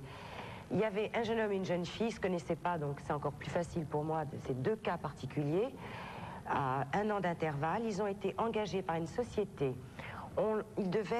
Ils étaient engagés que s'ils avaient une voiture à eux, s'ils payaient leur essence, et croyez-moi, pour payer leur essence, quelquefois ils ne déjeunaient pas. Ils n'avaient pas les moyens. on leur quadrillait un quartier. Il fallait qu'ils vendent des litos ou des chaussettes ou n'importe quoi, avec un tel quota que ce quota était irréalisable. Ils voulaient être plus malins que les autres, ils avaient raison, ils se sont dit on va se mettre à 3 ou à 4 sur le coup pour essayer. C'était infaisable. On les larguait au bout de 15 jours, sans rien, sans indemnité. Ils avaient perdu 15 jours de leur temps, ils avaient bouffé leur essence pour rien. Je trouve ça scandaleux. Alors, voici maintenant ce que ça donne dans la réalité et grâce à une caméra cachée. Nicolas Rossignol se fait passer pour quelqu'un qui veut apprendre le métier de porte-à-porte, rentre dans une société, on lui dit « tu vas accompagner un vendeur pour apprendre le métier », à Bossuet Nicole, et il se rend chez une personne dont le premier réflexe est de dire « je vous préviens, je n'achète pas d'aspirateur, ça ne m'intéresse pas ». Il faudra 3 heures de pression psychologique pour ce résultat. Au volant de ce véhicule, un vendeur expérimenté. Moi, je suis censé être en apprentissage. Nous nous rendons chez une cliente potentielle sélectionnée par téléphone. Une dame qui a accepté de nous recevoir pour répondre à un simple questionnaire, une sorte d'étude de marché. Tu vas voir, en fait, au départ, on part pour être des étudiants. Ah, faut leur faire croire, ouais. Tu vas voir, voilà, en fait, c'est tout un jeu. Tu es un comédien chez eux. Tu vois, en fin de compte, tu vas chez les gens, tu fais ton étude de marché, mais tu es là quand même pour vendre l'appareil. Les gens, ça ne le savent pas. Un immeuble HLM de la banlieue parisienne. Renseignement pris, la victime est veuve, elle a un enfant chômeur à charge et un emprunt sur le dos. La partie s'annonce serrée. Ouais, mais je sais que je le lis tout de suite. C'est normal. Okay. Ça tombe bien, nous ne sommes pas là pour vendre. C'est en tout cas ce qu'affirme le vendeur. Aux États-Unis à Pittsburgh. Aux États-Unis à Pittsburgh. Notre homme a appris son texte par cœur. Il n'a qu'à réciter. Pour chaque question, une réponse est prévue à l'avance. Sidérurgique, pétrochimique, etc. Et à cause de toutes les constructions de ces usines, il y a eu beaucoup de maladies respiratoires. Il y a beaucoup de décès à cause de l'asthme. Christine Dassin, très bon exemple, l'année dernière, décédée à cause d'une crise d'asthme. Le temps passe, notre homme en rajoute un petit peu. Il joue la familiarité, le confident, le sauveur. Les dessus, quand on a des tringles à rideau, ou même comme ça, on peut nettoyer les tringles à rideau, ces poussières, tous ces petits acariens, parce que là, on a encore une fois la tâche. Est-ce que vous les enlèveriez? Alors, je vais vous dire le prix de l'appareil. La valeur du filter queen, son prix est si peu de 17 300 francs. Et oui, c'est cher, mais le poisson est déjà ferré. Il n'y a plus qu'à le ramener en douceur. Mais vous faites le calcul. Vous dépensez entre 130 et 150 000 francs sur 50 ans par rapport à... Et là, regardez bien, le vendeur va alors appeler son patron et demander si, exceptionnellement, on ne pourrait pas vendre l'appareil miracle à un prix bien sûr sacrifié. Alors c'est pour vous dire que nous avons terminé la présentation. L'étude de marché est bien complète, elle est bien remplie. Comme je vous ai dit tout à l'heure, hein, monsieur... En fin de compte, le pouvoir d'achat de madame actuelle est de 400 francs, donc son budget, en fin de compte, sera basé sur quelque chose de 400 francs, mais... Ah, ça par contre, c'est super. Et comme par hasard, le patron accepte. Je vous remercie, voilà, c'est très gentil, monsieur. J'ai réussi à avoir ces 400 petits francs modulables, ça veut dire que vous mettrez ce que vous voudrez, quand vous voudrez. Alors, attends, parce que moi, je sais plus à combien ça remonte en tout. Je reste à voir le montant exact. Ça y est, l'affaire est dans le sac, temps écoulé 3 heures. Christian Berroujon, bonsoir. Vous êtes le patron de Air Project qui commercialise les aspirateurs? Non, pas vraiment. En fait, je suis donc le PDG de R2000 SA qui importe depuis les USA ce produit et qui le revend à travers un réseau donc, de concessionnaires qui est au nombre de 19 à l'heure actuelle au niveau national. D'accord. Voilà. Cette société, donc, elle existe depuis 89. Tout à fait. Vous vous rendez chez ces gens-là suite à un questionnaire par téléphone? Oui, si vous voulez, la prise donc, de rendez-vous est faite par téléphone. C'est pour ça que je tiendrai quand même à souligner, vous parlez donc de vente en porte-à-porte. La vente en porte-à-porte n'a aucune prise téléphonique auparavant. Donc là, c'est quand même un démarchage qui est donc avant le porte-à-porte. Le rendez-vous est pris entre 1 et 3 jours auparavant, confirmé une demi-heure à l'avance, et le délégué arrive pile à la minute même. Avant de laisser la parole à Maître Didier Bergès, par rapport à ce que vous venez de dire, quel est le critère qui fait que vous vous rendez chez telle ou telle personne? On n'a aucun critère. Bon, bien entendu, on essaye de faire le plus de présentations sur des gens qui ne sont pas au chômage pour qu'on ait un plus grand potentiel. Maintenant, bon, on voit très bien qu'il s'agit d'une personne âgée sur ce reportage. Je tiens à préciser que ces personnes âgées représentent que 9% de nos ventes au niveau national. Pierre Perrin n'est pas une personne âgée. Quel âge avez-vous, Pierre Perrin? 40 ans. Vous avez acheté un aspirateur? Alors, il faut peut-être que je précise. J'ai été contacté par une étudiante, c'était pas une vendeuse, c'était une étudiante, qui voulait me demander mon avis sur un produit qui n'était pas encore commercialisé. Et donc, eh bien pour avoir l'avis sur ce produit, on me demandait si j'acceptais de recevoir un étudiant, encore une fois, je précise. Excusez-moi, ça remonte à combien de temps cette... Au mois d'avril, mai. Au mois d'avril, d'accord. Et donc cet étudiant devait me présenter le produit et en fait je devais être une sorte de consommateur pilote pour éventuellement leur donner... C'est parti d'un panel, quoi, comme on fait dans les sondages. J'ouvre une parenthèse avant de vous laisser continuer votre histoire, Monsieur Perrin. Nicolas Rossignol, vous faites partie de l'équipe de Sans Aucun Doute. C'est vous qui avez filmé cette scène qu'on a vue chez cette dame. Le fait de dire qu'on est étudiant, ça fait partie du postulat de départ? Ça fait partie du postulat de départ. Monsieur, j'ai été formé dans la société dont on parle ce soir. Je me suis fait passer pour un stagiaire. J'ai suivi une formation d'une semaine où l'on m'a appris justement ça. J'arrive chez les gens, je suis un étudiant. Donc le cas de Monsieur Perrin qui est expliqué ici est le cas typique de tous les clients que vous allez visiter. Monsieur Bérougeon, c'est normal ça de dire qu'on est étudiant alors qu'on place un aspirateur après? Parce qu'au début, si vous voulez, comme ça fait donc 8 ans qu'on existe, on se faisait passer pour des étudiants et comme on travaille main dans la main avec la répression des fraudes, maintenant nous n'avons plus le droit de dire normalement des jeunes étudiants, d'accord? On dit de jeunes personnes très sympathiques. Chose qui est quand même très différente parce qu'on ne ment pas. Si on dit jeunes personnes très sympathiques... Il date de quand le reportage? Le reportage date d'il y a à peine 2 semaines. Permettez-moi de sourire quand vous dites que vous travaillez main dans la main avec la répression des fraudes, puisqu'en ayant fait notre travail de journaliste aussi, je crois que certains de vos dossiers traînent sur leur bureau. Mais vous savez, en fait, oui.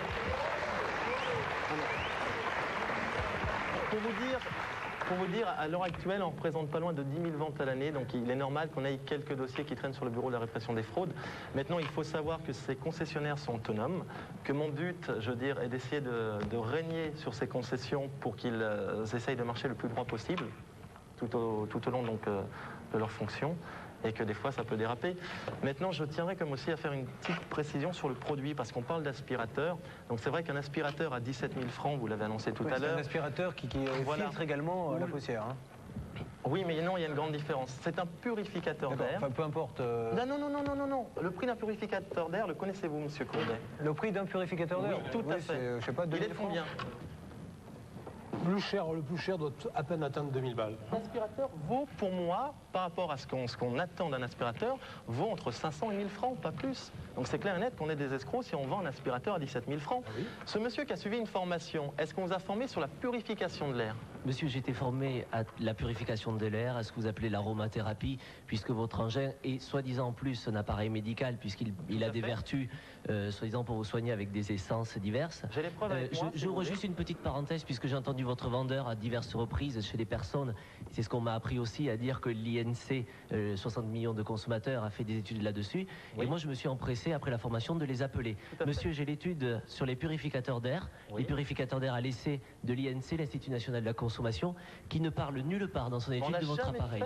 Et sachez que, comme dit Didier Bergès, tous les purificateurs d'air qui sont testés sur le marché ne dépassent pas 2000 francs. Ok, ferme la parenthèse. Simplement, Monsieur Bérougeon, on oublie les purificateurs d'air et les aspirateurs et le prix, c'est pas le débat. D'accord, mais nous les avons fait à la PAV, ces tests. D'accord. Que je les ai avec moi. Donc, ok pour le prix. C'est la méthode de vente qui est en laboratoire, monsieur, c'est un laboratoire. Pierre Perrin, vous nous disiez donc que de jeunes étudiants viennent chez vous. Et après combien de temps au bout de combien de temps vous l'avez acheté?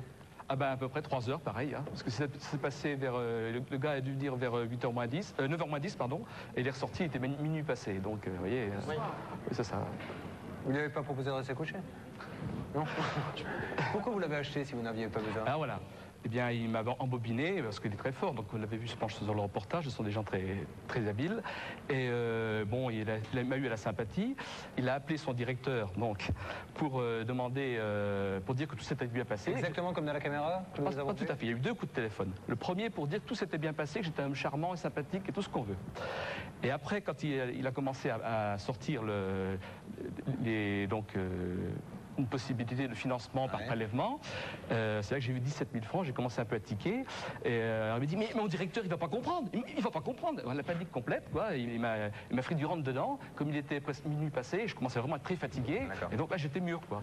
Mais le lendemain, je me suis rétracté. Et alors? Et alors, j'ai demandé à ce qu'on me redonne mon contrat et mon RIB, qu'on m'avait demandé. Et bien sûr, je restituais l'appareil, il suffisait de passer chez moi. Rendez-vous a été pris. La personne s'est présentée plus tôt que prévu. J'ai reçu dans ma boîte aux lettres l'original et le RIB. Pas l'aspirateur, pas l'argent? Aucun argent est pris à domicile. On n'a pas le droit vis-à-vis de la loi. Oui, mais le problème, c'est qu'on a retiré de l'argent. Je ne sais pas comment on a réussi, étant donné qu'on m'avait rendu l'original et le RIB, à faire un prélèvement. Vous voyez que c'était la société Intel Ah ben, la société s'appelle Financo. Bien sûr, vous avez une société qui fait le financement. Oui, tout à fait. Mais c'est eux qui vous ont prélevé. Ils m'ont prélevé, effectivement. Si l'on prend le reportage, on est dans un cas typique d'abus de faiblesse. C'est-à-dire que c'est même plus la violation de la loi au niveau sur le démarchage, c'est l'abus de faiblesse caractérisé, c'est de la correctionnelle, ça ne mérite pas autre chose. On ne prend pas les gens dans des conditions pareilles, on ne fait pas une telle pression sur une personne âgée. Donc Didier, maintenant, qu'est-ce qu'on peut conseiller à tous ceux qui regardent sans aucun doute? Je vais vous dire, quand vous voyez un démarcheur, vous le jetez dehors. Maintenant, ils sont malins, ils vous envoient plus des démarcheurs, ils vous envoient des étudiants qui font des enquêtes. Que dès que vous découvrez que c'est un démarcheur, en réalité, même schéma, vous le jetez dehors. Si vraiment vous êtes acculé, parce que les gens ont peur, ils ont quelqu'un chez eux qui s'incruste, qui fait pression, parfois ils sont deux, il y a des gens qui paniquent complètement. Là, je crois que, encore, regardez ce que vous signez. Mais en tout cas, ne remettez pas de chèque, ne remettez pas de RIB, ne signez aucune autorisation de prélèvement automatique, veillez à très près, et puis, surtout, écrivez comme pour tout à l'heure, fait à mon domicile le. C'est encore la meilleure des protections. N'acceptez pas qu'on vous laisse la marchandise, elle ne doit pas être livrée avant 7 jours. Et là, vous serez à peu près protégé. Mais dans l'ensemble, évitez de recevoir des gens qui viennent chez vous comme ça. La grande nouvelle de la soirée, c'est quand même qu'il faut marquer systématiquement « fait à mon domicile » dans toutes les circonstances, même en cas de lettre d'amour, s'il le faut. Chérie, je t'aime, je ne peux plus me passer de toi. Fait à mon domicile. Nicole, votre sentiment, vous saviez qu'il se passait autant de choses comme ça, au porte-à-porte? Ah oui, mais moi, chez moi, c'est une forteresse, j'ouvre à personne. Ah. Combien de fois on me dit c'est pour la Bible, c'est pour machin, les témoins de Jéhovah, pour un aspirateur, je dis il n'y a personne. Ils doivent me prendre pour une folle, mais ça n'a aucune importance, je n'ouvre pas. Pour une mauvaise cliente, c'est différent. Mauvaise cliente. Voilà ce que l'on pouvait dire. Merci en tout cas de votre présence, monsieur Bourgeon. Vous voulez rajouter quelque chose? Non, mais ce que je veux rajouter, c'est que ce serait bien de pouvoir faire un dialogue. Et je pense que Maître Vergès n'est pas là pour... Vergès, excusez-moi, n'est pas là pour faire des mensonges. Quand il dit que cet appareil ne purifie en rien l'air, je suis un petit peu outré. Et ça m'étonnerait pas qu'on essaye... C'est pas le débat, Didier, non, de toute façon. mais je veux dire, on passe à la télévision, le but est au moins de dire la vérité sur l'appareil. La vérité, c'est ça, monsieur? Non. C'est sur votre avis et c'est le Vergès. D'accord, on a les deux avis en tout cas. C'est ce qu'on voulait dire sur la bande forcée ce soir. Nous aurons d'autres dossiers, nous essaierons de les suivre. Et n'hésitez pas à nous écrire, bien sûr, s'il vous est arrivé des choses pareilles. Dans quelques instants, nous allons retrouver Pascal Selem, Marie Lecoq. Nous parlerons avec Nicole Calfon de cette pièce où elle triomphe aux côtés de Michel Sardou, Bagatelle. Et nous allons retrouver deux personnes qui, maintenant depuis quelque temps, luttent pour rétablir l'imparfait du subjonctif. Ils ne parlent que comme ça. Et ils veulent que nous parlions tous comme ça. Et nous allons tenter de les défier. Vous le maîtrisez un petit peu, l'imparfait du... Non, non, mais c'est fascinant. Quelle démarche. Comment vous diriez? Il faudrait lancer la pub. Là. Il lui fallu que nous... On leur demandera tout à l'heure. C'est après la pub. Le bizutage à l'école ou en fac est-il légal? Vous le saurez en écoutant attentivement les vrais faux de Marie Lecoq. Et puis nous retrouverons Pascal Selem dans une nouvelle caméra cachée. Attendez, j'hallucine. Je viens vous dépanner, vous voulez faire un constat?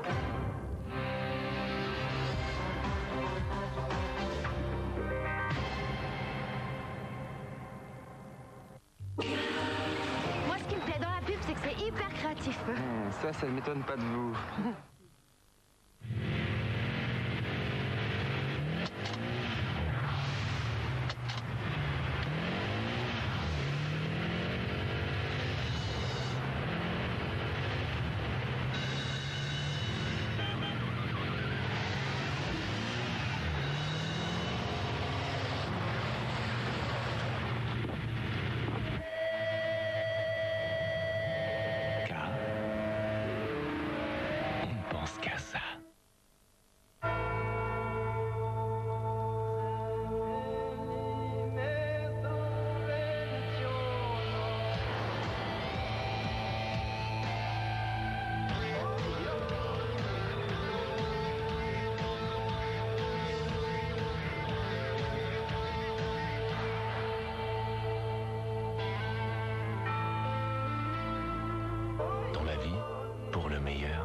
Faites confiance à la laine signée Walmart. RTL présente Johnny Hallyday, Laura Datour, le 10. Si un jour la vie t'arrache à moi, je serai dans ton avenir. La version de son album en coffret métal est à nouveau disponible en série limitée à partir du 15 octobre.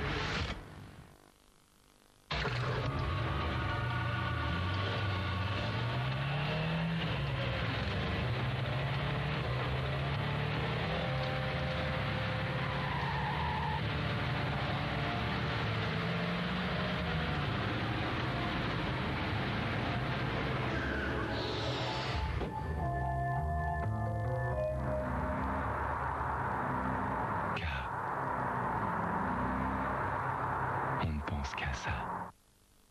Ces jours-là, la vraie propreté, c'est celle qui ne se voit pas. Jusque dans la nudité, c'est la propreté nette.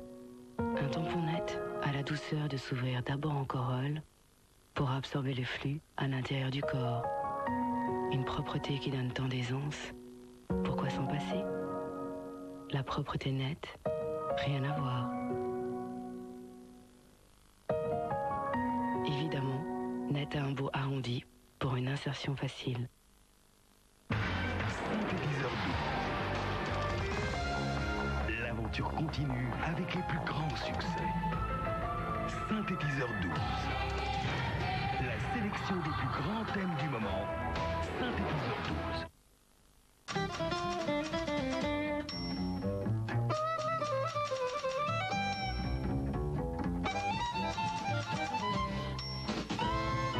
Saint-Hubert 41, le meilleur est dans Saint-Hubert.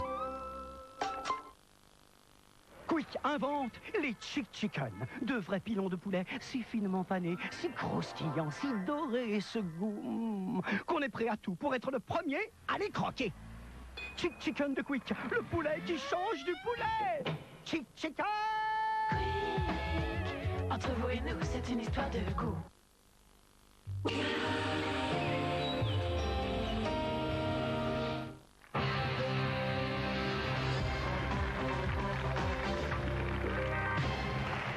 Bienvenue dans la dernière partie de Sans aucun doute avec Marie Lecoq. Et je vous rappelle que quand Marie se met à chanter, c'est tout le stade qui va s'enflammer. Pascal Selem.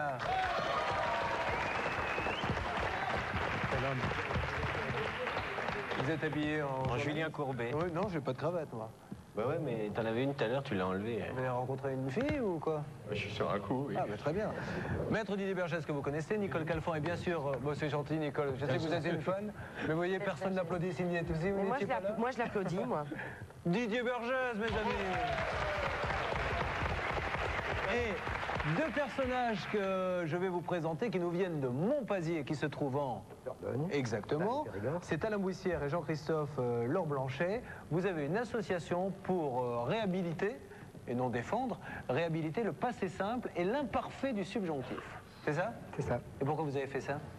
Pourquoi pas? Parce que vous trouvez qu'on parle mal l'imparfait du subjonctif? Disons que d'abord c'est une langue qu'il faut remettre un petit peu en usage puisqu'elle fait partie du patrimoine français puisqu'elle a toujours, elle existe toujours, on l'apprend à l'école.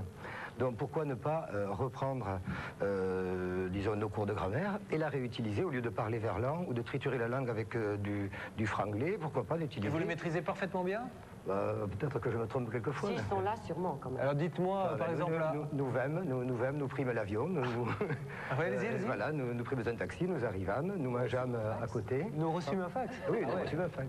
Et c'est vrai qu'on a tendance à toujours utiliser l'imparfait, même dans les romans, moi qui écris.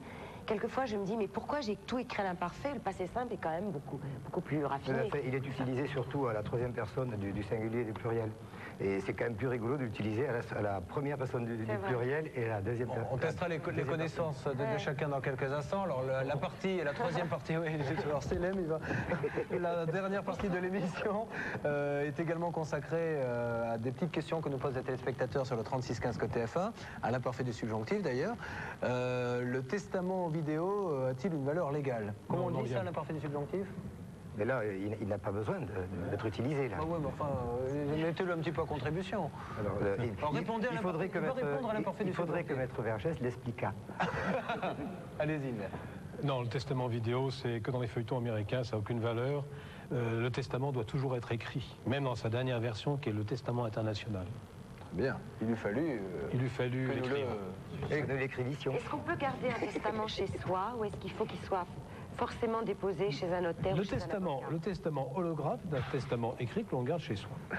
J'ai insulté verbalement mon boucher devant des clients. Il m'a dit qu'il porterait plainte. Le peut-il vraiment, le bougre? Alors, si c'est une injure, si elle l'injurie publiquement, c'est une injure publique, ça constitue un délit. Et dès lors qu'il y a un délit, on peut porter plainte. Comme on dit, il faudrait que l'on voie les vrais faux de Marie Lecoq. Et puis il faudrait que l'on vit. Il faudrait que l'on vive. Avec ça, circonflexe, c'était... Que nous les visionnations. Que nous les vissions. Que nous les vissions. Vous l'avez... vous le maîtrisiez, vous, quand vous étiez jeune, ou alors c'était quelque chose qui vous agaçait, l'imparfait subjonctif? C'est sur le tard que ça vous a... Non, en fait, à l'école, on l'apprend plus à l'école. Ah bon, d'accord. On ne l'apprend point à l'école. C'est incroyable, ça. Moi, j'ai aucun réflexe. J'ai dû l'apprendre, effectivement, quand j'étais jeune. Si, ça, c'est survolé. Marie. Oui, bah écoutez, j'ai un alibi imparable pour suivre de près la séquence des vrais-faux, puisque deux d'entre vous vont se partager la somme de 10 000 francs en jouant sur le, attention, 08 36 68 22 82. Et c'est tout, ou 36 15 code TF1. Il a fallu que nous téléphoniates. Téléphonation. Encore raté, caramba. Donc, rendez-vous après la séquence pour la petite question. Attention, hein. On leur a promis un verre d'eau, on va le sucrer si ça continue. Alors nous les regardons? Bah oui, on les regarde. Les vrais faux de Marie. C'est vrai, si je vous dis que c'est vrai, c'est faux. C'est vrai, c'est vrai, absolument. Et je vous dis que c'est vrai, alors c'est faux. C'est vrai. Je suis responsable des dommages causés à ma voiture si je les confiais à un voiturier. Vrai ou faux? C'est faux.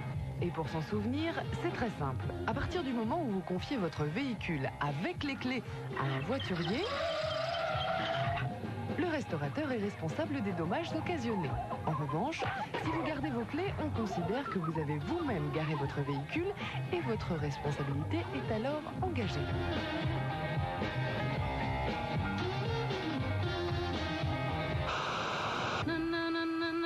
Les bizutages, si courants en première année des grandes écoles, sont interdits. Vrai ou faux? C'est faux. Ils ne sont toujours pas interdits, même si l'éducation nationale considère que ces pratiques sont, je cite, inadmissibles du point de vue du respect des personnes. Mais les excès devenant de plus en plus fréquents ont amené la Commission consultative des droits de l'homme à procéder à un rapport sur ce sujet. Dès lors, toute atteinte aux personnes ou aux biens pourra donner lieu à l'application d'une sanction disciplinaire, voire pénale. Mais je le sens, ces bizutages de rentrée sont certainement les derniers.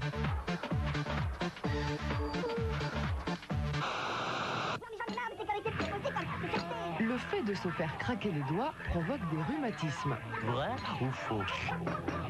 C'est vrai. Selon l'âge et la sensibilité du sujet, la mauvaise habitude de se faire craquer les doigts peut entraîner des problèmes articulaires et peut même, dans certains cas, provoquer des gonflements.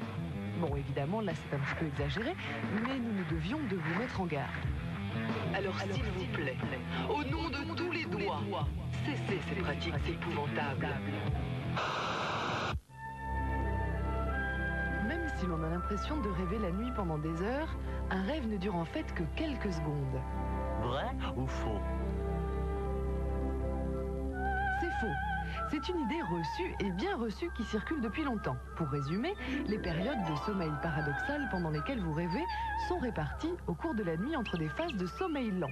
Elles représentent au total 25% de notre temps de sommeil, soit à peu près 2 heures d'activité onirique. Vous rêvez donc en moyenne 2 heures par nuit.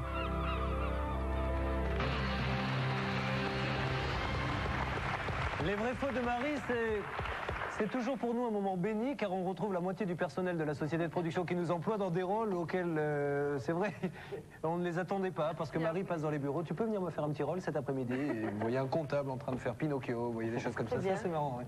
La question, Marie, c'est pour tout à l'heure ou maintenant? C'est pour tout à l'heure. D'accord. Alors, à tout à l'heure? À tout à l'heure. Dites donc, il eût fallu que nous voulussions pour vouloir. Alors, les verbes en war, c'est quoi la règle? Le troisième groupe, ça se fait avec le passé simple. D'où c'est lié. C'est-à-dire, je voulus, tu voulus, voulu, nous voulûmes, vous voulûtes, y voulurent. Ça donne que je voulus, que tu voulus, qui voulut, que nous voulussions, que vous voulissiez, qui voulussent. C'est très génial et c'est très facile. Bravo, on a troisième groupe.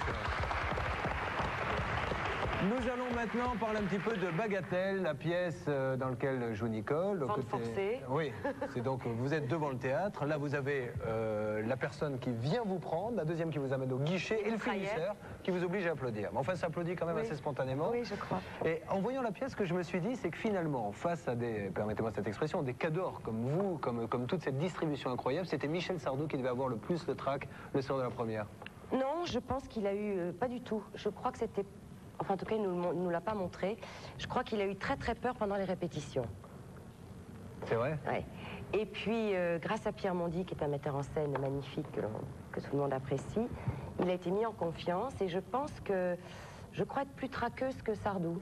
Votre rôle se rapproche un petit peu de celui que vous aviez dans Sans rancune. C'est une femme de tête, dynamique, drôle. Ils sont séparés, mais ils n'ont jamais vraiment eu le temps de divorcer. Je pense qu'ils s'aiment toujours.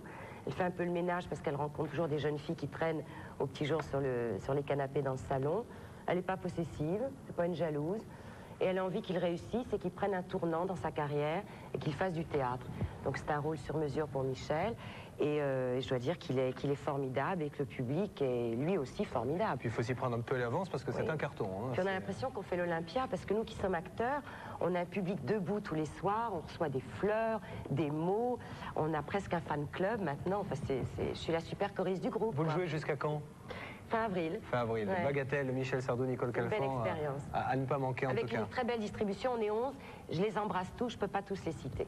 Oui, et puis alors, il y a notamment Madame Badi qui joue dans ce rôle. Oui, Monsieur Corsan. Le rôle d'une servante, dès qu'elle arrive sur scène, c'est une ovation, c'est génial. Formidable. Non, non, vraiment, allez voir. Moi, enfin, personnellement, j'ai adoré. Didier Bergès, que j'adore également et que je vais voir régulièrement au théâtre où il joue, puisqu'il anime pas mal. Depuis 2 mois, je reçois des lettres anonymes et des appels téléphoniques raccrochés. Je pense en connaître l'auteur. Puis-je porter plainte? Tout à fait, dans la mesure où les lettres, si elles contiennent, je suppose, des menaces, de genre des petits dessins de cercueil et autres, c'est une menace, c'est pénalement répréhensible. Quant à des appels téléphoniques intempestifs pour vous nuire à votre santé en vous empêchant de dormir, c'est également répréhensible. Donc là encore, puisqu'il s'agit d'infraction pénale, là, le bureau du procureur vous est ouvert. J'ai mal lu la question. Depuis 2 mois, Maître Didier Bergès m'envoie des lettres anonymes et des appels téléphoniques raccrochés. Vous imaginez Pascal Selem, de quoi s'agit-il aujourd'hui en caméra cachée? Oui.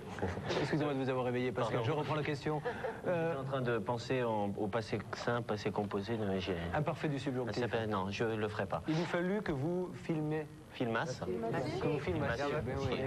Donc j'ai demandé à des gens de me prêter main forte parce que ma voiture avait du mal à démarrer. Et en fait, je crois que c'est eux qui ont eu besoin d'autre chose. Pascal Selem dans ses œuvres, la caméra cachée.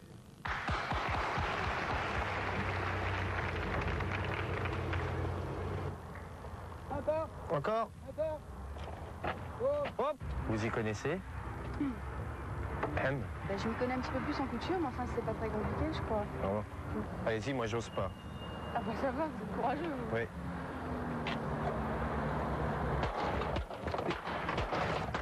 Oh là, oh là. Oh là. Qu'est-ce que c'est que ça?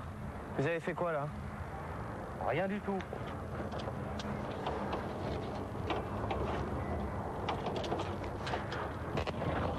Oula.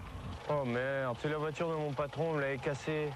Non, je l'ai pas cassé. Bah vous m'avez fait sauter quelque chose là, la batte. Fait sauter, c'est un coup de circuit. Bon, on fait un constat, hein, c'est pas ma voiture. Ouais, un constat. Bah oui, un constat. Écoutez, je vous rends service et encore je vous ferai un constat. Un constat? Bah oui. Attendez, j'hallucine, là. Je viens vous dépanner, vous voulez faire un constat? Bah et vous me branchez les fils n'importe comment, ça me fait péter mon truc, alors qu'est-ce que je fais? Attends, ça va pas péter? C'est la voiture de mon patron en plus. C'est pas une... Faut pas pleurer. Faut pas pleurer. Pourquoi tu pleures pour ça? Mais vous avez fait péter la voiture de mon patron. Non, monsieur, j'ai rien pété, ça vient pas... Oh, le câble est enlevé quand elle a pété. Oh là là, mais faites attention. Mais qu'est-ce que je vais faire, moi? J'en sais rien, tiens. J'ai essayé de te dépanner, tiens, je vais trouver quelqu'un d'autre, tiens. Oh non, elle défonce trop, là. Enfin, je vais me débrouiller, va. Merci encore et encore bravo. Je vais me débrouiller tout seul. J'ai voulu rendre service, moi je me suis arrêté, j'aurais pu continuer. Hein. Ouais, j'ai bien vu, bah... Si j'avais su. Ça coûte combien une batterie? 600 balles. Oh là là. Ça fera un Noël en moins pour les gosses, quoi.